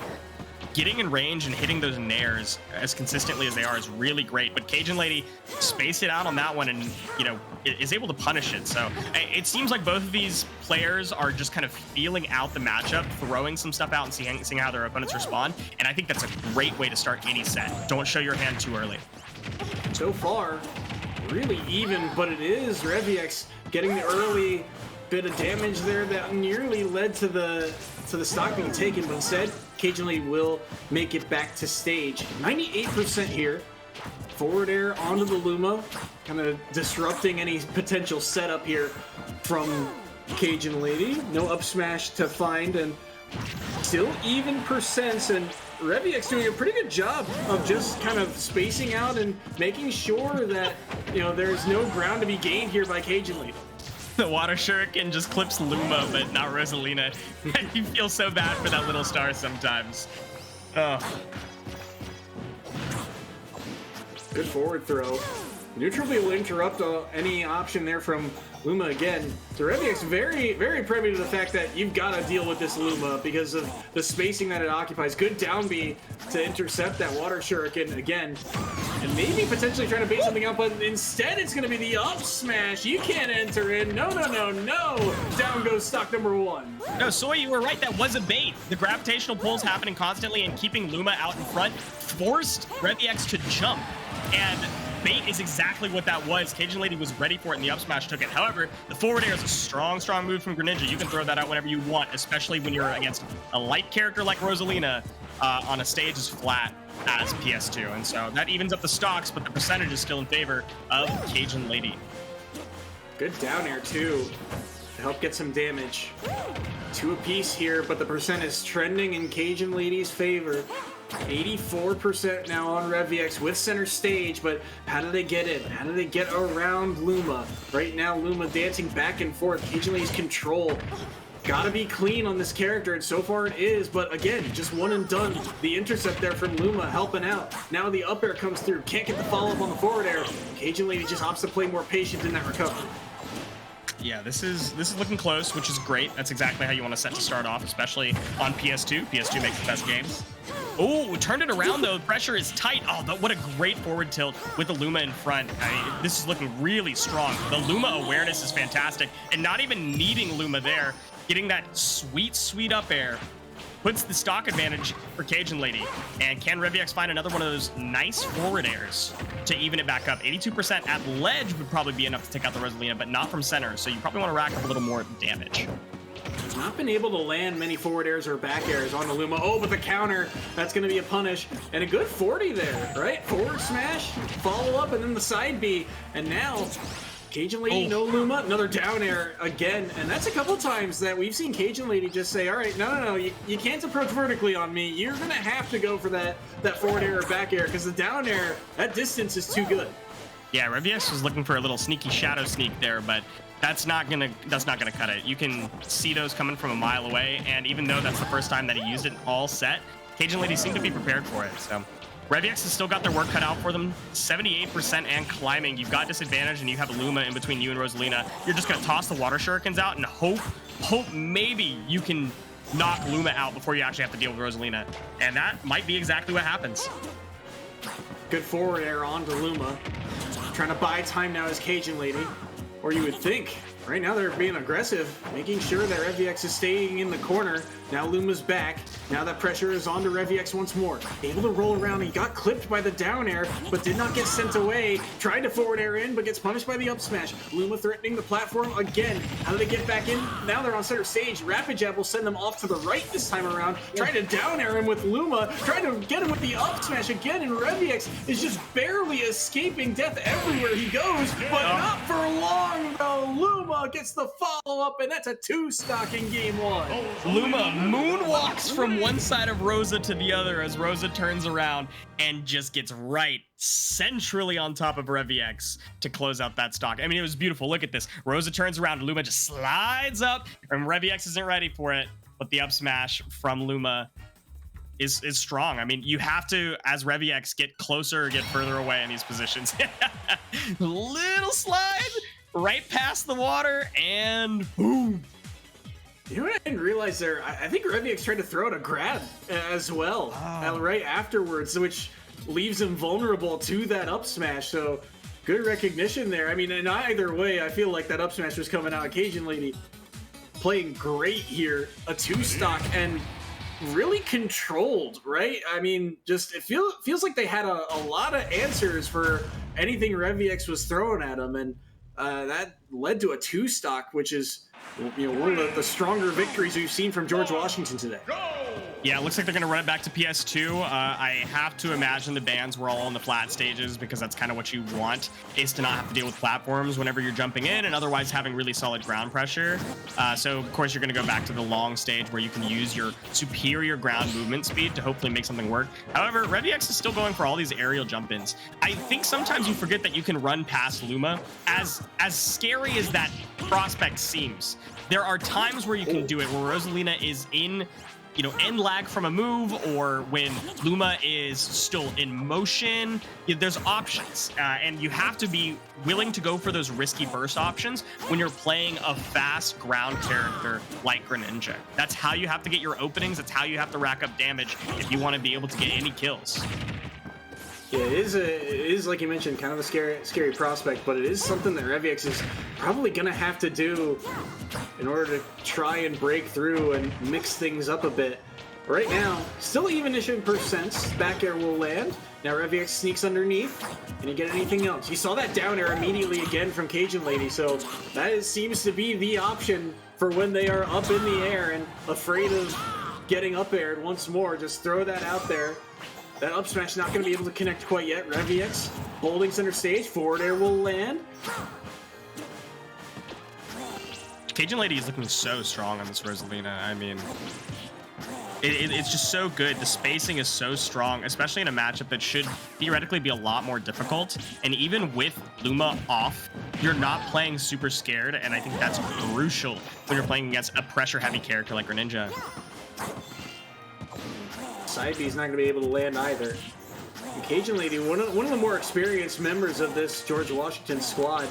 They've been on the team, I think, since Season 2, and they've gotten a lot of wins, but Greninja is, again, not a matchup that you see very frequently, and like you said, they're holding their own really well. Dead even in percent now.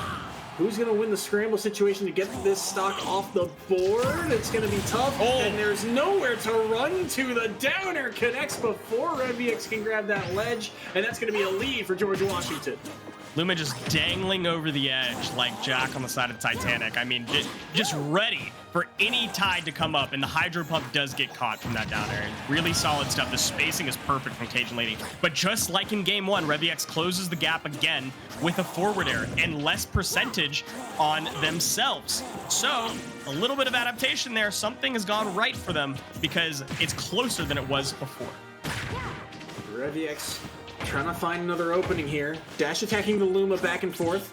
A little bit of chip damage, but now maybe an opening. No, instead the Nair from Rosalina intercepting. Got the drag down of the up air. Luma's gone. Now RevEX tries to find their window. Drag down of up air, or sorry, forward air from Cajun Lady was tricky, but not gonna be able to get too much off the back of it. The up B, good patience from Cajun Lady overall to just kind of wait it out, and now they've got Luma back. The down smash won't land. Nair in will connect, and RevEX is starting to find some openings, but they've got to be careful landing here. Just barely able to dodge around that dash attack. Yeah, this is what we wanted to see. RevEX keeping the pressure hot, but as soon as they both have stage positioning again, it's about dealing with Luma. Maybe you'll find something nice and cheeky to put Rosalina in disadvantage, but ultimately dealing with Luma first and then trying to close the gap and get a kill. It's a good game plan, and RevEX is playing to it very nicely. Another down B goes away, and still tight in percents here. 113 to 95. Good grab here. Follow up, forward throw. Not going to be able to do it. Good DI out there from Cajun Lady. Just trying to buy time. Rolls in. Back air will knock him to the other side of the stage. Luma now back. Air dodge to get around, but it's punished. Another one. The forward air from RevEX. And that's going to put William Mary back in the lead. This was a struggle for RevEX earlier, but so far doing a good job. But oh my, the up air, the lasting hitbox just barely connecting. And down goes RevEX. And a tie game on last stock apiece. Yeah, things got a little too spicy for the pepper on that one. Cajun Lady was able to close the stock up very quickly, and it looked like all of that work that RevEX put in was just for naught. Low percents here, 42 on Cajun Lady to the 10 of RevEX. How does RevEX get down in? Right now, Luma's gone, but there, Luma reappears, and now forward air just barely outspaced. But now, trying to find a way through. Neutral B will not connect. Lots of jump-ins, but now kind of threatening the fade back and forth, just weaving around the hitboxes, looking for any opening, any misstep. Cajun Lady doing a good job of positioning Luma overall, keeping things tricky, trying to make him think a lot about how he approaches. Now, a forward smash will land, and this is a tricky spot for RevEX. I think he's out of a jump, and he's out of time. The downers connect. That up he has to use early, and RevEX survives. Oh my goodness, RevEX is just putting in so much effort to try to make something happen. Oh my gosh, that was amazing. The aerial from Luma pushing RevEX back towards them. But, oh, unfortunately, I'm not sure what happened there, but Cajun Lady goes down. And that perfect set that you were hoping for doesn't quite pan out. RevEX takes it, and we're 1-1 now. Going to game number 3, but man, oh man, did it get dangerous on that last stock here. And I wonder if that second side B was supposed to be an up B, or if just he thought he had more time. He gets knocked off stage here, and you see him threaten the side B there with Luma, and then maybe tried to reverse the up B and just went too far to the left, is the only thing I can think of. Maybe in fear of getting pineappled by the underside of PS2. But either way, it's a win that RevEX will gladly take to push it to game 3. Yeah, that was probably right. I think your analysis there is apt. As much effort as RevEX put into that one, it wound up panning out for them. It's good to see it whenever you're getting all of your water shurikens gravitational pulled, whenever you are having to throw out nairs and mini water shurikens at Luma to try to maybe just to deal with the 1v1 on Rosalina. You never want to lose that game. And RevEX is probably feeling very, very comfortable, very relaxed, and happy, vindicated even, that all of that effort was worth it to take that game. The question is, what do we do next? You have to deal with whatever the stage counter pick is, because I doubt, highly doubt, we're going back to PS2. Yeah, I mean, like you said, right? It feels good to get that victory because of how hard you worked for it, but it feels like Cajun Lady has kind of the agency in this set, right? All the focus is on Luma when Rosalina Luma is on stage against most of the cast. Is how do they deal with Luma? How do they deal with that distance? How do they deal with that power? And so far, RevEX has done a decent job of it. But like you said, now with that stage counter pick in favor of George Washington for the final game here, that's a lot of work to overcome. So interesting, we have the bans out. It's Lilat, Yoshi's, and Battlefield, which is, it makes sense, right? You don't want to have to deal with those tri-plats whenever you're playing against Rosalina. Leaving the single platforms open is a good decision, ultimately. It can be, and I stress can be beneficial for Rosalina. Luma has enough distance to be able to play on a longer stage like small Battlefield, but almost too much distance to play on those single platform stages. And as Greninja, you have the option to close the gap very quickly because you're going to be forcing Cajun Lady to space perfectly every time that they use Luma if they want to be able to get pressure out of having center stage. That's probably not what's going to happen. I do imagine that they will go to a single platform stage. Yeah, and they're going to Smashville. So it's really just about whether or not ReviX is prepared for the center stage pressure to be able to not jump in with full hop Nair as often as they have, but also whether or not Cajun Lady is prepared to space out Luma perfectly or not utilize center stage. It was a tough task. You see it right now, trying to juggle Luma right there. That was difficult. Yeah, getting around Luma there. Oh, tried the Shadow Sneak. You know, we mentioned that early on in this set, trying a couple of these Shadow Sneaks, but has not connected on one yet. But only now really using them in that offstage scenario to try and secure a stock, not really using them on stage. Yeah, Water Shuriken's going to take out Luma, and Rosalina by themselves still can make a lot of use out of center stage because you're not overthinking where to place Luma. However, getting back to stage is going to be difficult, and what a great Hydro Pump to keep the floaty lady floatier, and right underneath them for the up smash is going to take that one. That was absolutely expert from ReviX, and this counter pick does not look like it's counter picking very nicely. The idea was right, but right now the execution is off for Cajun Lady. 51% on ReviX, trying to chase him down now. Good back air to knock Cajun Lady off stage, and there's another down B doing a good job of picking up some of these water shurikens. Up smash will not land, neither will the forward smash. ReviX able to dance around a couple of these hitboxes, and they have not taken too much damage for it, 77.2%. And ReviX is saying, hey, like, I've got the lead here. I know me approaching is tough, but you've got to come to me now that I've got the stock advantage.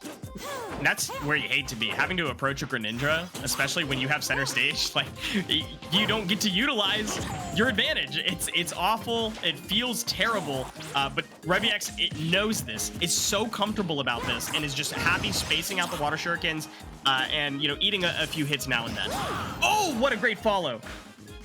That up tilt too, nearly killing. You're gonna need a little bit more percent than that though.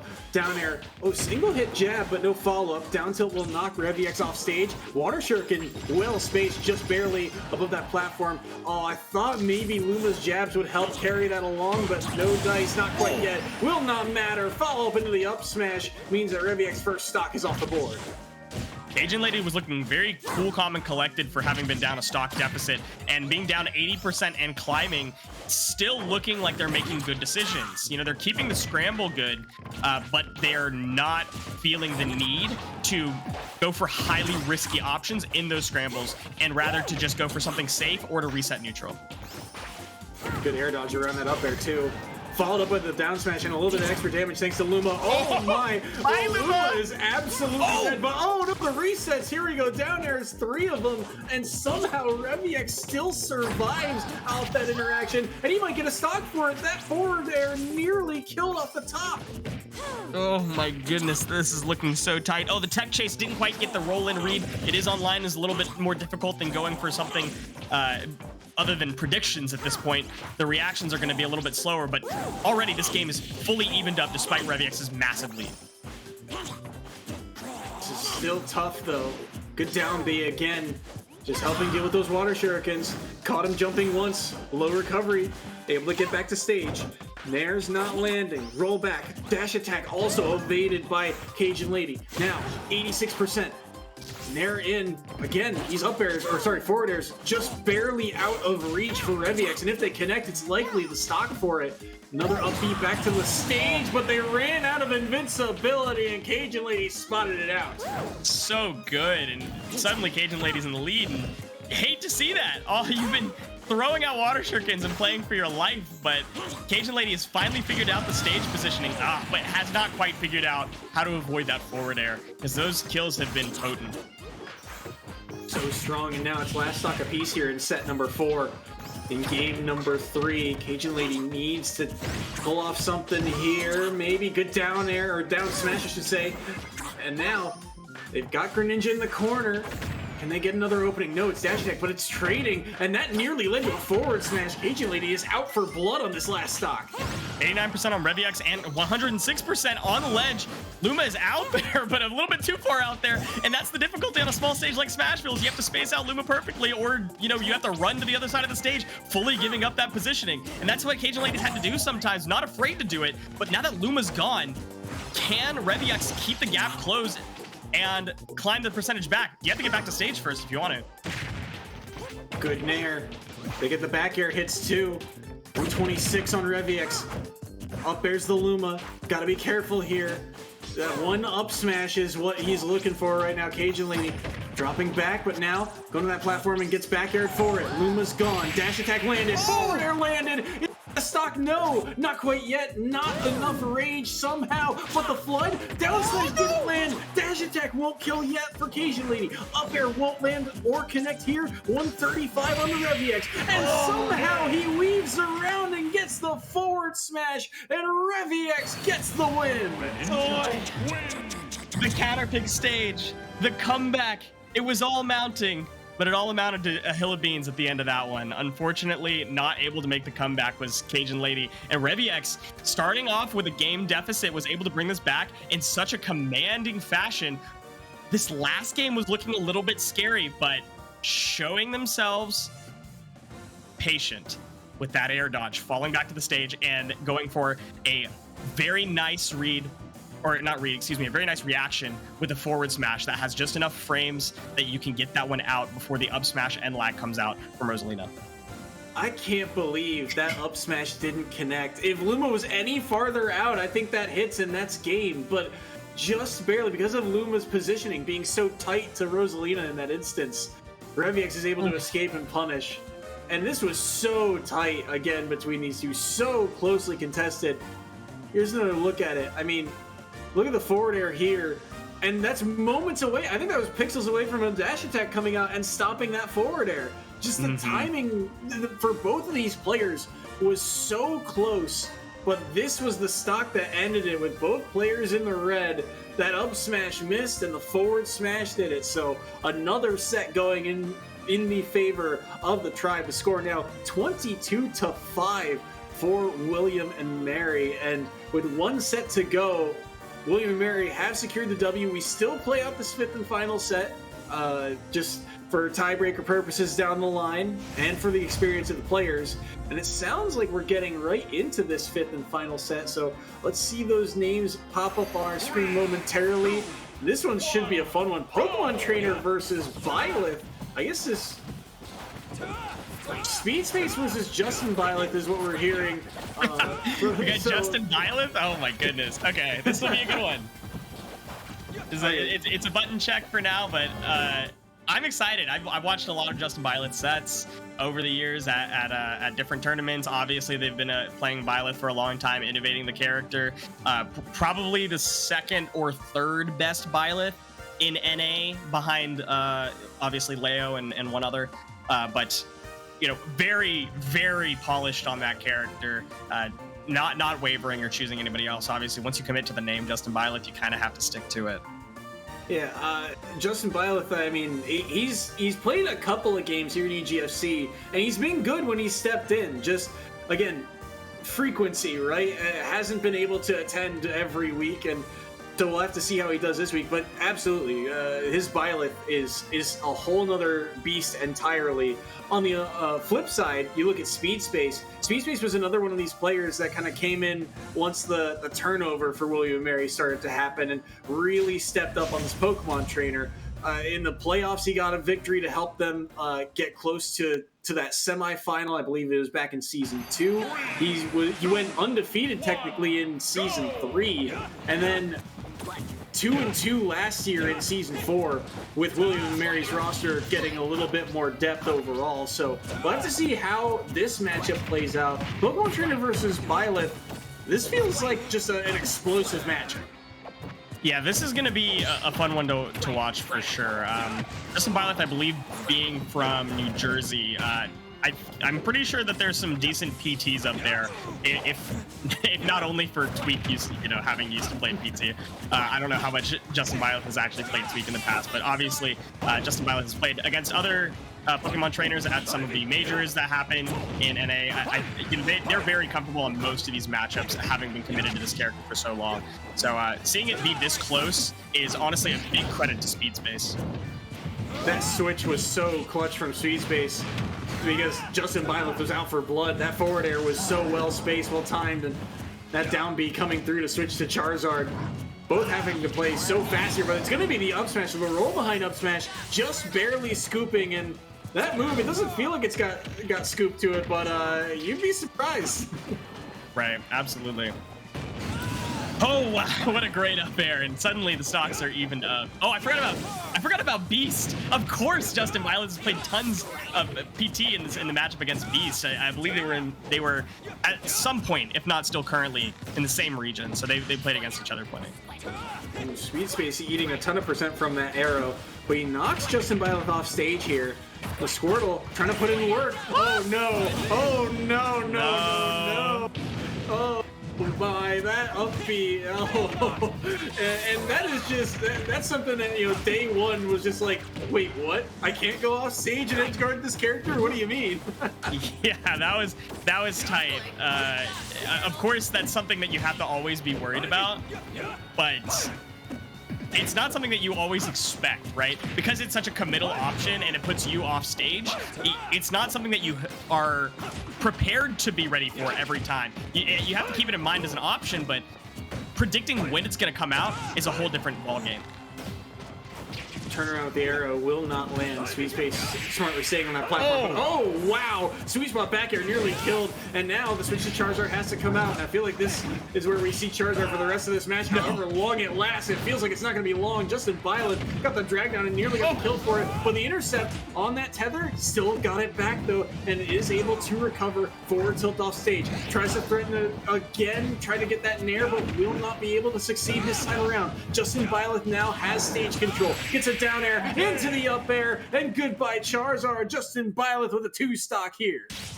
That last stock was looking very, very close. You forgot that Justin Byleth had a whole nother stock.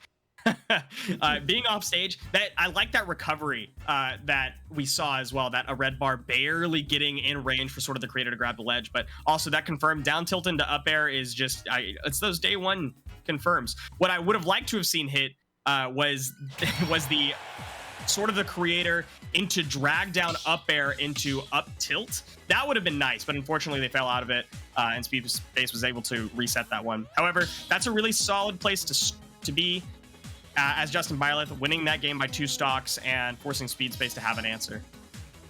What percent did Speed Space die at on stock number 2? Because I feel like it was relatively early, right? He's still on the Squirtle, so it's got to be a mid-ish low percent, and that was really the turning point, right? Because you dropped that stock so early, and now you got Justin Byleth with a lead, and he was only at what, 50, 60 himself at that point too. So that's a substantial lead to try and overcome, and it was just rough from there on out. As we get ready, game number 2 here, they go to Battlefield, and we'll have to see if Speed Space can respond. The Squirtle was putting in work until that reversal, maybe trying to make good use of it here at the early low percents.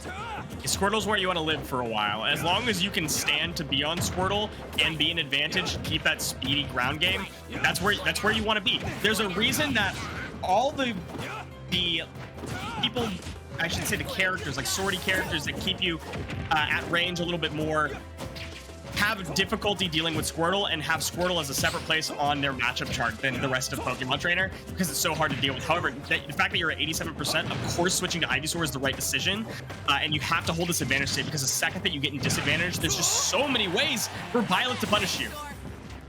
Switch to Charizard up high, 113 now. Gets upbeat for it, and oh, I like the play there from Justin Byleth. Tried to get the back air, but no dice that time around. Did not turn around, and oh, the down smash just barely whiffed thanks to the spot dodge. Speed Space now able to get back, pulls the trigger on Flare Blitz and nearly killed with it. And Speed Space trying to pull off something here, trying to find a way to take the lead back, but will not be able to get back to center stage, caught by the back air. That chalk this one as a W, Speed Space. You hit Justin Violet with the flare blitz off ledge. That's like some day zero, like casual PT stuff. You should be proud of that one. Oh, the jab block.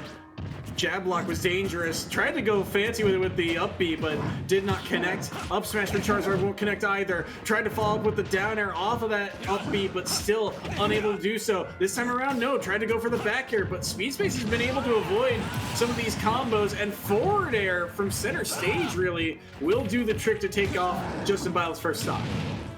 It feels like Speed Space kind of just rotating around the Pokemon for full stock to determine which character is going to be the best to deal with Byleth. Charizard's been doing a good job. It is obviously the right choice at 160% to stay on Charizard.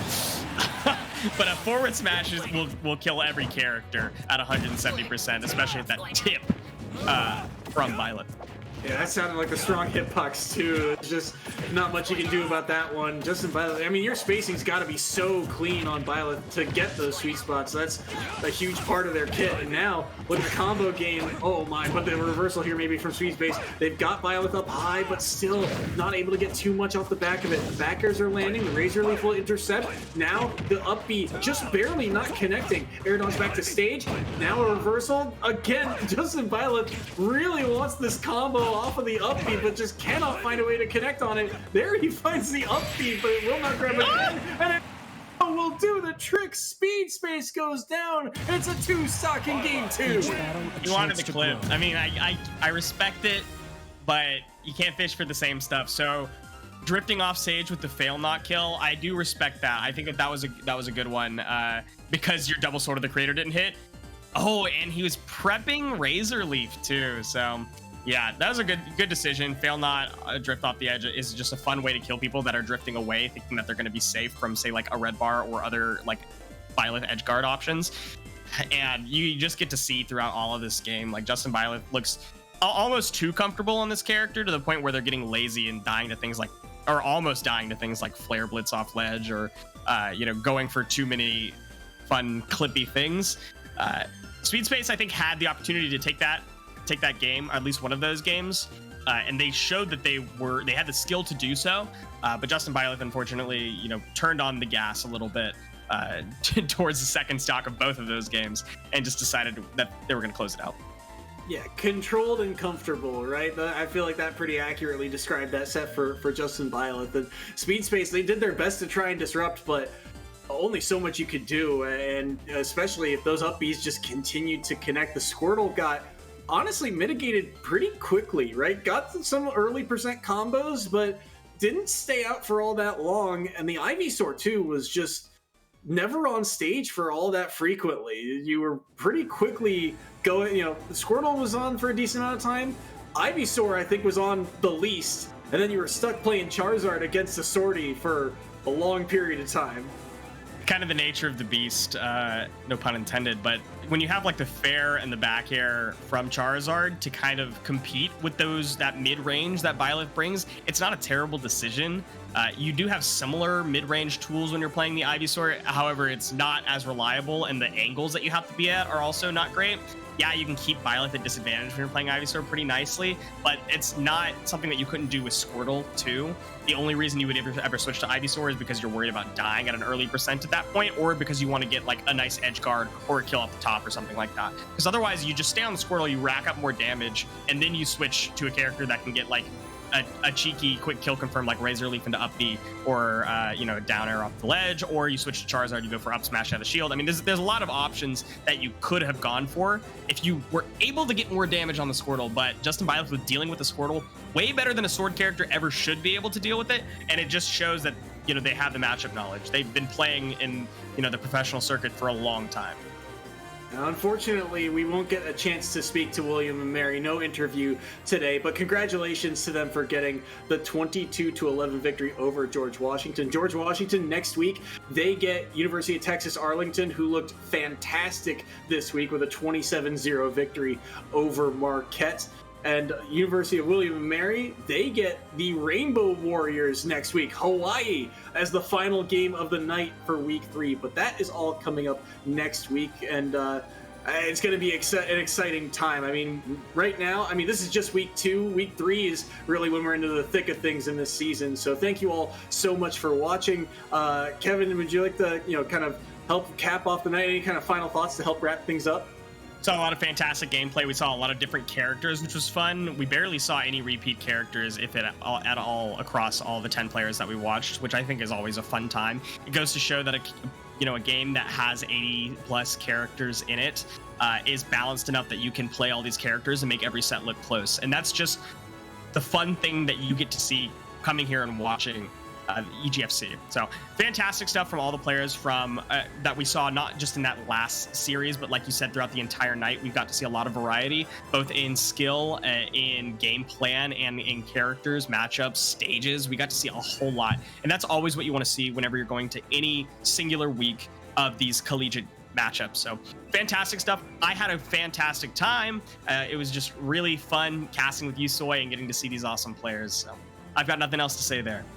It's fantastic to see, and we can't wait to see more of the action as the weeks continue on. Be sure to check out EGFC for the other games that they've got coming up. Tomorrow's Rocket League. They've got Overwatch and Valorant later on in the week as well. Thank you to House of 3000 for putting on production. We could not do it without them. And thank you to the EGF for allowing Kevin and I on the microphone. We love doing this week in and week out. So thank you all once again so much for watching. We'll see you next time for more SSBU action.